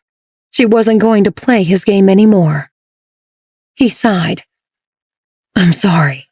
I've been swamped lately. But I can't keep seeking you out, so I've arranged to have you visit me this weekend." "I have to work in the lab this weekend. I'm competing in the USRO next week, and I'm leading my team's final practice." Jonathan chuckled, his voice reaching deep into her ear. "I'm sure you know the top 3 winners have been promised jobs at my company. Are you trying to get closer to me?" "Not everything is about you. And I already missed 3 days last week, so I can't miss any more. I have a responsibility to my team members." "Responsibility? Good. I like people who see things through. If there's no visit this weekend, then you'll eat dinner with me tonight. That's the best compromise I can offer. My life isn't just another deal for you to negotiate." "Of course it is. Eat dinner with me tonight." Nancy suppressed her frustration and nodded. "Fine." Jonathan lowered his head, gazing at her long eyelashes. "Maria," he whispered, the words a seductive caress. As Nancy looked up, he leaned in for a kiss, but paused, glancing at her nose. "Did you get a nosebleed? How is it going with the medication?" Nancy couldn't help but smile at his earnest concern. "Much better. Thank him for me." "Of course. Go see her at the lab sometime, and she'll help you with next steps." Nancy nodded, but couldn't help herself. "Doesn't she get jealous?" Jonathan paused, a devilish glint in his eyes. "Kiss me." He grinned at her changing expression and tilted her chin up. "I'll tell her all about it, and we'll see how she reacts." Before Nancy could dodge, he captured her lips, his kiss as intoxicating as it was irresistible. It was always like this with him. No time to catch her breath. Held by the back of her head, she found herself pressed against the bathroom door. She tried to resist, but he deepened the kiss with relentless fervor. Suddenly, Nancy remembered his friends outside and felt exposed. As she tried to squirm out of the kiss, Jonathan's phone rang. He glanced at the screen and answered the call. "Jonathan, I'm at the club. Which room are you guys in?" Steve's voice echoed through the phone, and Nancy clocked it. Jonathan, still embracing her, replied with a smirk.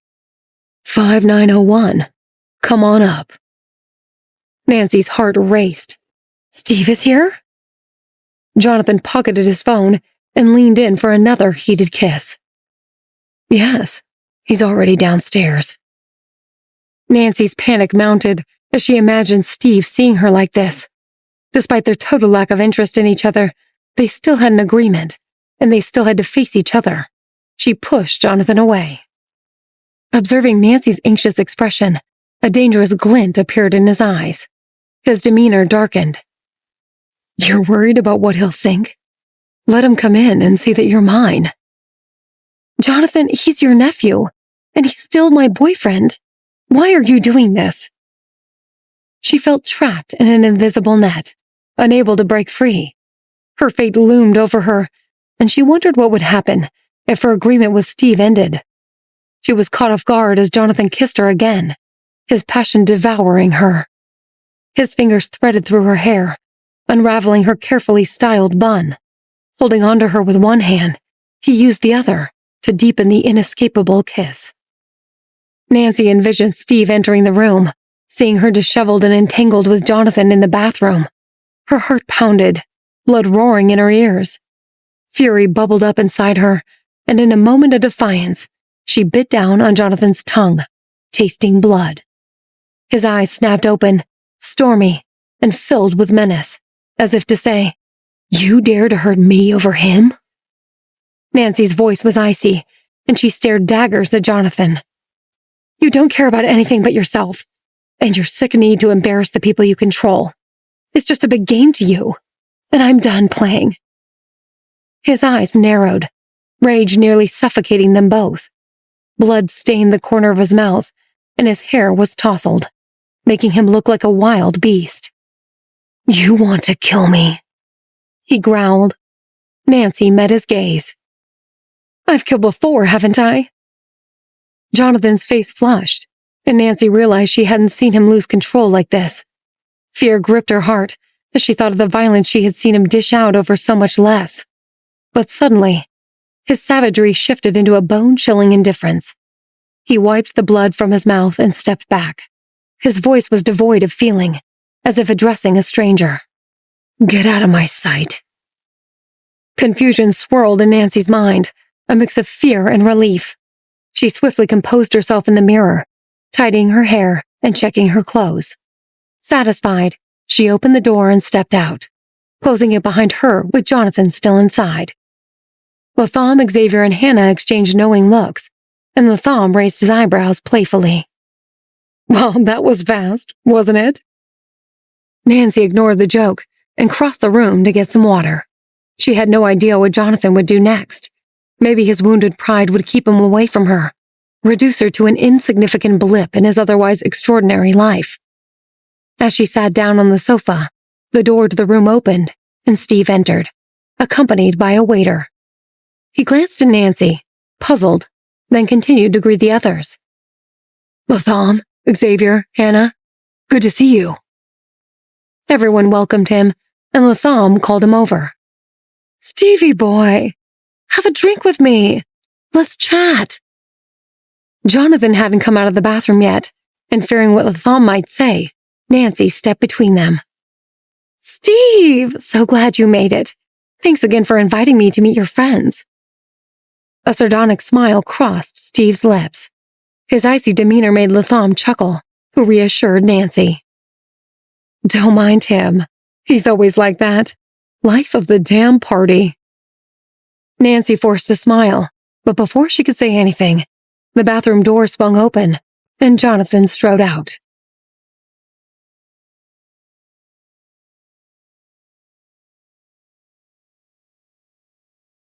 Nancy's nerves flared, but she hid her anxiety. She knew she needed to find an opportunity to leave with Steve before Latham spilled something he shouldn't. As her mind raced, Jonathan sauntered over to the sofa, poured himself a glass of wine, and sat down with an air of indifference. Just then, Hannah walked over and pointed to Jonathan's hand. All four knuckles were scraped and bloodied, and it was obvious he had punched something after Nancy had left him in the bathroom. "Jonathan, what happened to your hand?" He slowly raised his hand, and his icy expression belied his nonchalant tone. "It's nothing. Just caught my hand in the door." Latham grinned. My God, what would the people think if they knew the invincible Jonathan Davis had fallen victim to a mere door? Stock markets would crash. Entire industries could dry up. Better make sure the press doesn't get a hold of this. Jonathan didn't respond, opting instead to sip his wine. Latham rolled his eyes. Jesus, tough crowd. Just then, Jonathan turned to Steve. Since Xavier's here, you two should hash out the project details. Steve nodded and addressed Nancy without even looking at her. We have some business to discuss. I'll ask the driver to take you back to school. Nancy shot up, desperate not to leave Steve alone with the others. She shook her head and smiled wide. That's fine, honey. I'll wait for you. Steve rolled his eyes as he stepped aside with Xavier, and Latham and Hannah exchanged an awkward smirk. Nancy could feel the heat rush into her face. It felt like her entire world was teetering on a knife's edge. Steve clearly hated her, but he was still her best leverage. As for Jonathan, there was nothing but pride to keep her from destroying her reputation now. She just had to hope he would keep on ignoring her and tell his friends to forget she ever existed. She still planned on joining his company, but he would be president, and she would be a lowly employee. If she was lucky, they would never need to interact again. Taking a deep breath, Nancy tried to relax. She watched Steve having an intense conversation with Xavier and suddenly felt that he looked like a fussing child begging for a treat. He waved his arms dramatically and jabbed his finger at a set of documents. He was the polar opposite of his uncle's calculated, stoic demeanor, and that inability to control his emotions was what made him an easy mark for Nancy, as well as an inferior businessman. Meanwhile, Jonathan stood in a far corner, gazing out over the city like a king looking down on his subjects. Just then, Nancy locked eyes with Latham as he crossed toward her with a mischievous twinkle in his eyes. Her heart jumped into her throat as he sat down next to her. Why so quiet all of a sudden, princess? Just enjoying the view. Which one? The majestic iconic of wealth and influence? Or New York City? He winked and moved closer, whispering, Trouble in paradise? Seizing her opportunity, Nancy turned toward Latham and spoke in a firm whisper. You've all got it wrong. Nothing's happening between Jonathan and me. He saw I had a nosebleed and followed me into the bathroom to help. I'm sure he didn't say anything because he didn't want to embarrass me. Latham smiled. Methinks she doth protest too much. I've known Jonathan since high school, and you're the first girl he's introduced to us since Kim. That was a coincidence. Maybe for you it was, but Jonathan Davis doesn't do coincidences. I'm telling you you're wrong. I'm Steve's girl, and Jonathan respects that. Aha! Latham's outburst drew glances from around the room, and he quieted down again. Honey, it's 2023. I have Google alerts. I've seen all about you and Steve and Rachel. I know a tabloid smoke shield when I see one. Big bad CEO Jonathan can't be seen running around with a college girl. So you pretended to date Steve, and he takes all the heat. Tale as old as time. Nancy's frustration was building. She couldn't have Latham stirring up a mess between her and Steve, but she knew there was nothing she could say to convince him he was wrong. There might be something she could do, though. Without missing a beat, Nancy stood up, crossed the room, and tapped Steve on the shoulder. He turned to look at her and was visibly annoyed. What do you want, Maria? Instead of responding, Nancy took Steve's face in her hands and kissed him hard on the lips. He froze for a brief moment before pulling back, face red with anger and embarrassment. Brava! Latham stood and clapped, relishing in the awkwardness. Steve stammered, Why did you do that? Do I need a reason? You interrupted a very important meeting. I've got a fever that only you can cure. She leaned in to kiss him again, but he pushed her away this time. His eyes narrowed into slits, and his face twitched with rage. He growled under his breath. Get your things. We're leaving. Nancy felt a wave of relief and turned to the rest of the room with a radiant smile. Looks like we're off. So nice to meet all of you. Steve marched silently to the door, and Nancy grabbed her bag and followed behind him. As she turned to wave goodbye, Latham and Hannah waved back in shock, and Jonathan continued to stare motionlessly out the window. The door shut behind Steve and Maria, and unable to contain his curiosity, Latham approached Jonathan and put his hand on his shoulder. "Jonathan, what's your relationship with Maria?" Jonathan tensed, but his expression betrayed nothing. "I don't have one." "But you brought her here, not to mention—" Jonathan cut him off with his gaze. "She's Steve's girlfriend, at least until he dumps her for a pop star or a supermodel. My relationship with her is like my relationship with a cab driver. The second she drives away, I forget she ever existed." Nancy slid into Steve's car, and both remained silent as they pulled out of the parking garage and started down 8th Avenue. Back at street level, the city lights that had looked so far away from the top floor suite were now streaking past Nancy's window like rivers of fire. Nancy looked around and recognized the logo on the steering wheel. It was Jonathan's extravagant birthday gift to him. Nancy felt a twinge of sadness for Steve. Nothing he had was truly his own. He might as well have "Property of Jonathan Davis" tattooed across his forehead. Suddenly, Steve spoke up. His voice was low and tense. "We have a deal. I let you ride my coattails for 1 year, and in return you don't embarrass me." "Those aren't quite the terms I remember."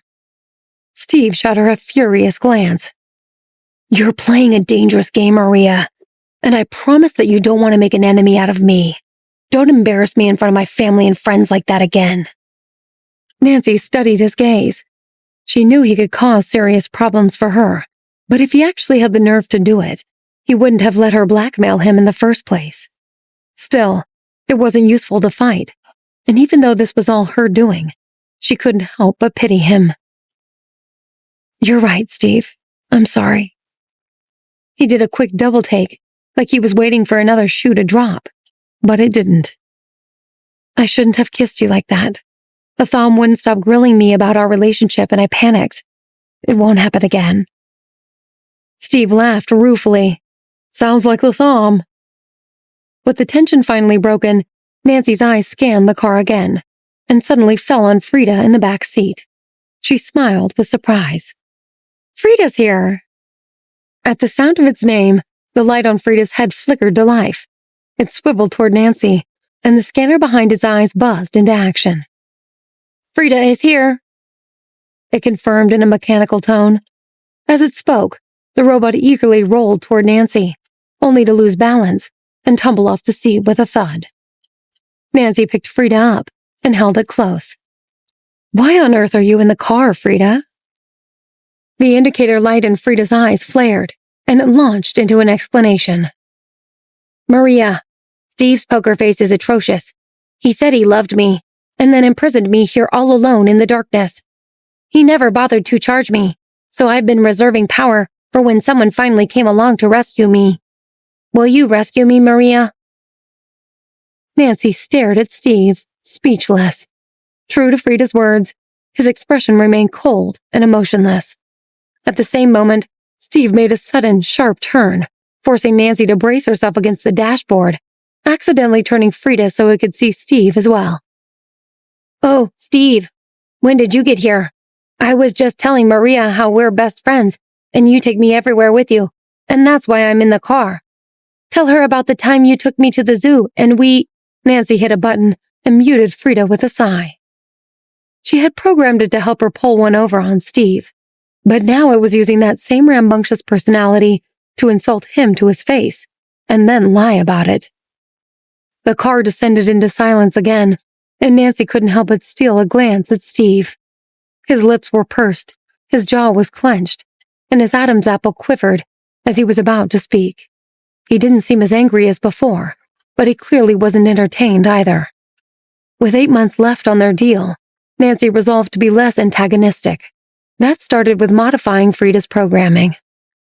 She plugged her phone into a port on Frida's back, opened a command module, and quickly rewrote Frida's personality and parameters. Once finished, she turned Frida toward Steve and restarted it. Its tone was suddenly adoring. "My goodness, who is this wise and mighty man?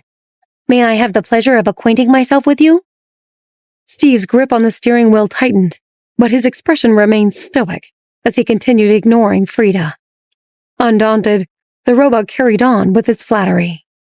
"Sir, your handsomeness is unparalleled.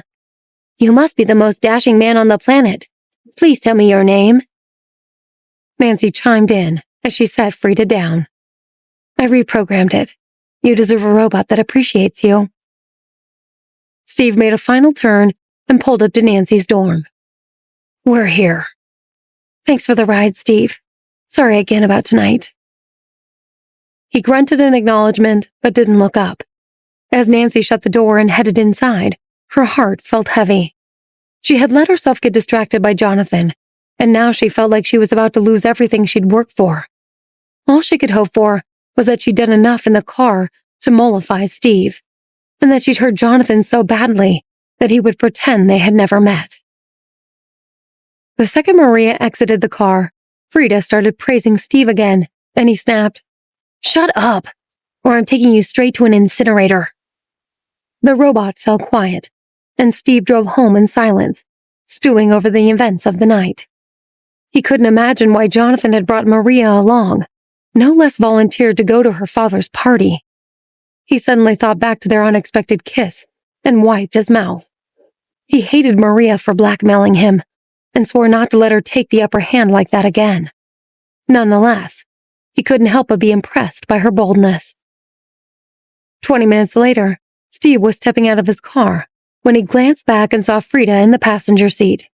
He frowned and stared at it for a brief moment before rolling his eyes and picking it up. As he carried Frida into his building, he muttered aloud, "This doesn't mean that I like you."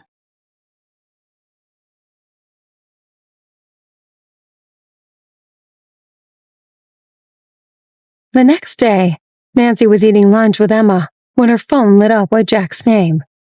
She answered hesitantly. "Did you mean to call me?" "I left your medicine with the security guard at your dorm. It's packed in ice, but make sure you pick it up before it thaws." Without waiting for a response, Jack hung up. Nancy looked shocked as she set her phone down and Emma piped up. "You look like someone just confessed their undying love." Nancy shook her head and forced a smile. "No, just a friend dropping something off for me." After lunch, she collected the medicine from the security room and returned to her dorm, her heart pounding. She had assumed the deliveries would stop right after their fight. Had Jonathan already decided to chase her again? She pulled her phone out and considered calling Jonathan, her finger trembling above his name in her contact list, but decided against it.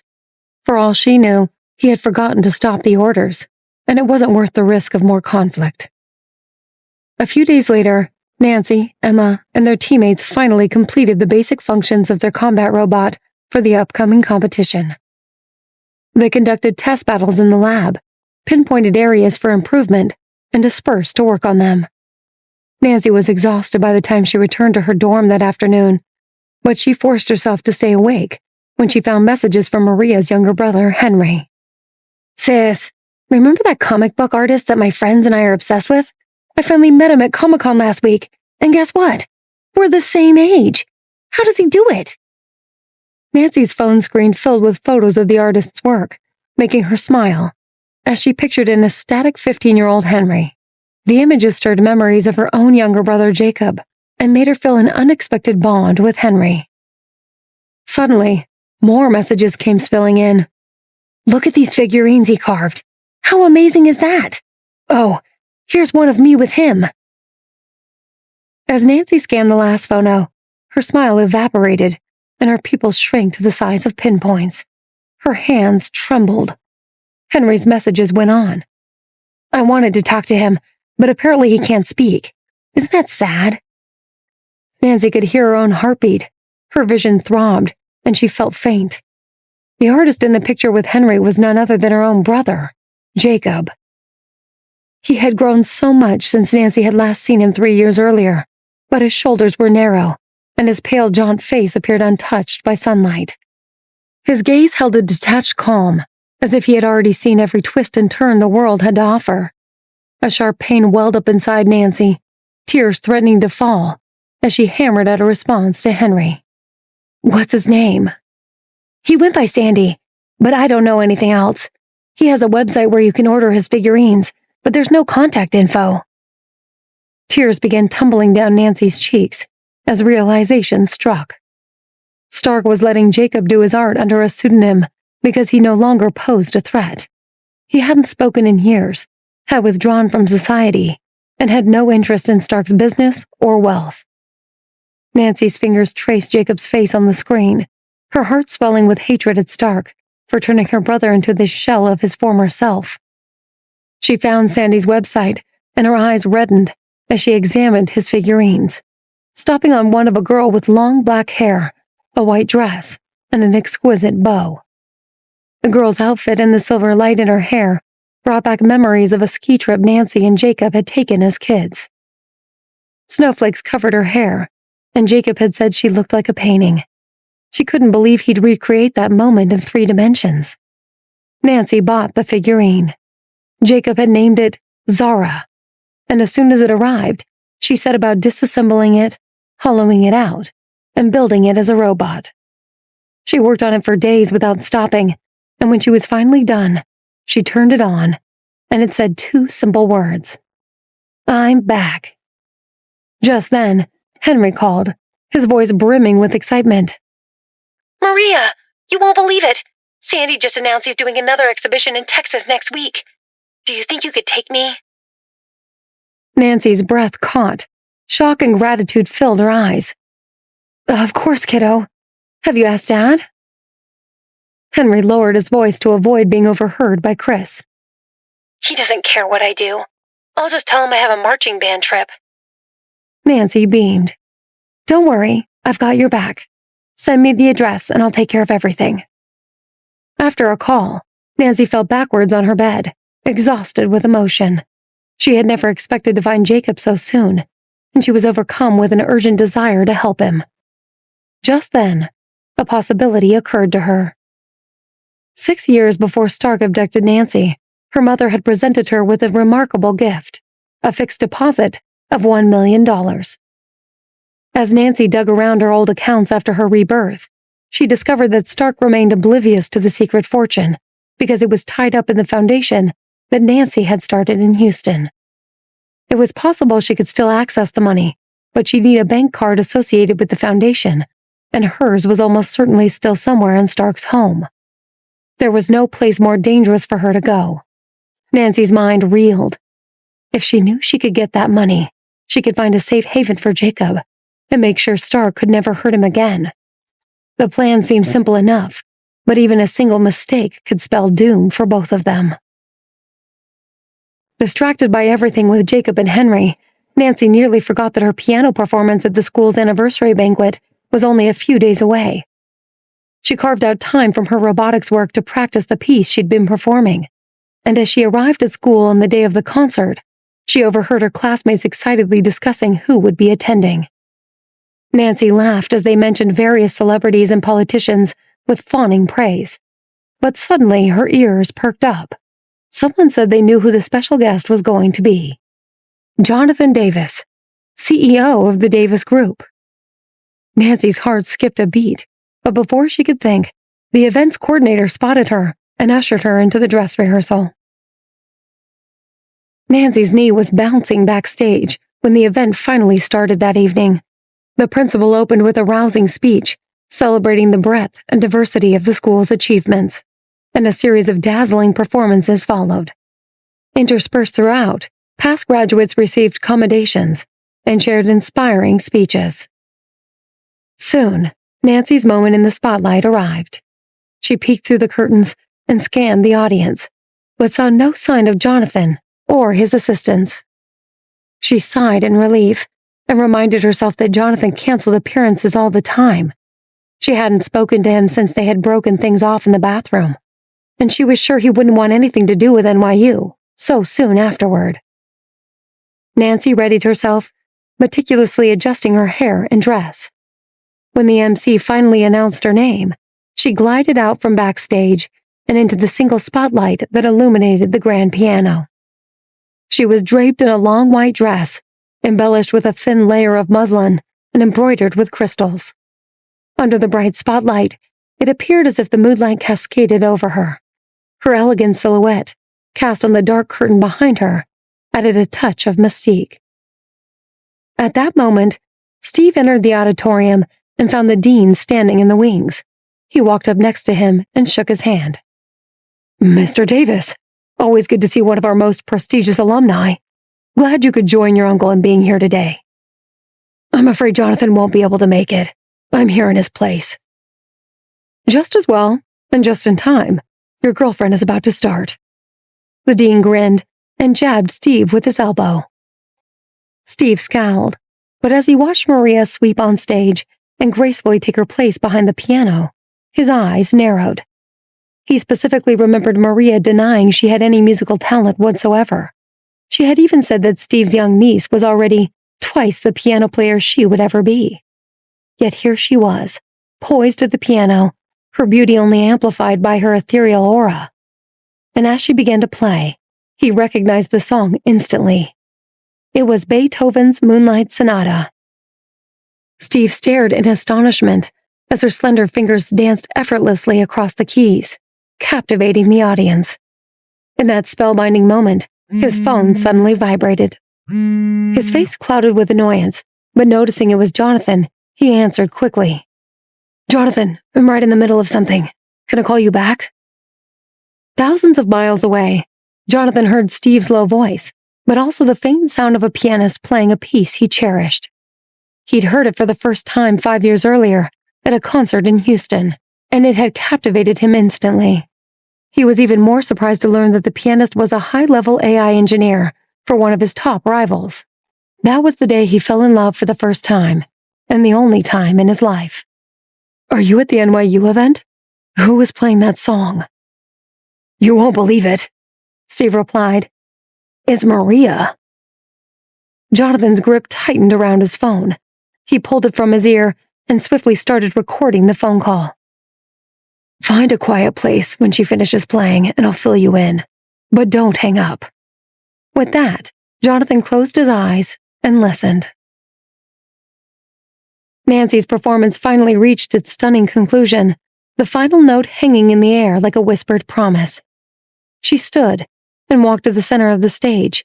As she bowed humbly, the spellbound audience snapped back to reality, boisterously applauding and cheering. In that moment, two figures emerged from the shadows on opposite sides of the stage, Emma from the left and an imposing combat robot from the right. The robot carried a single, elegant rose in its hand, while Emma held a stunning bouquet of lilies.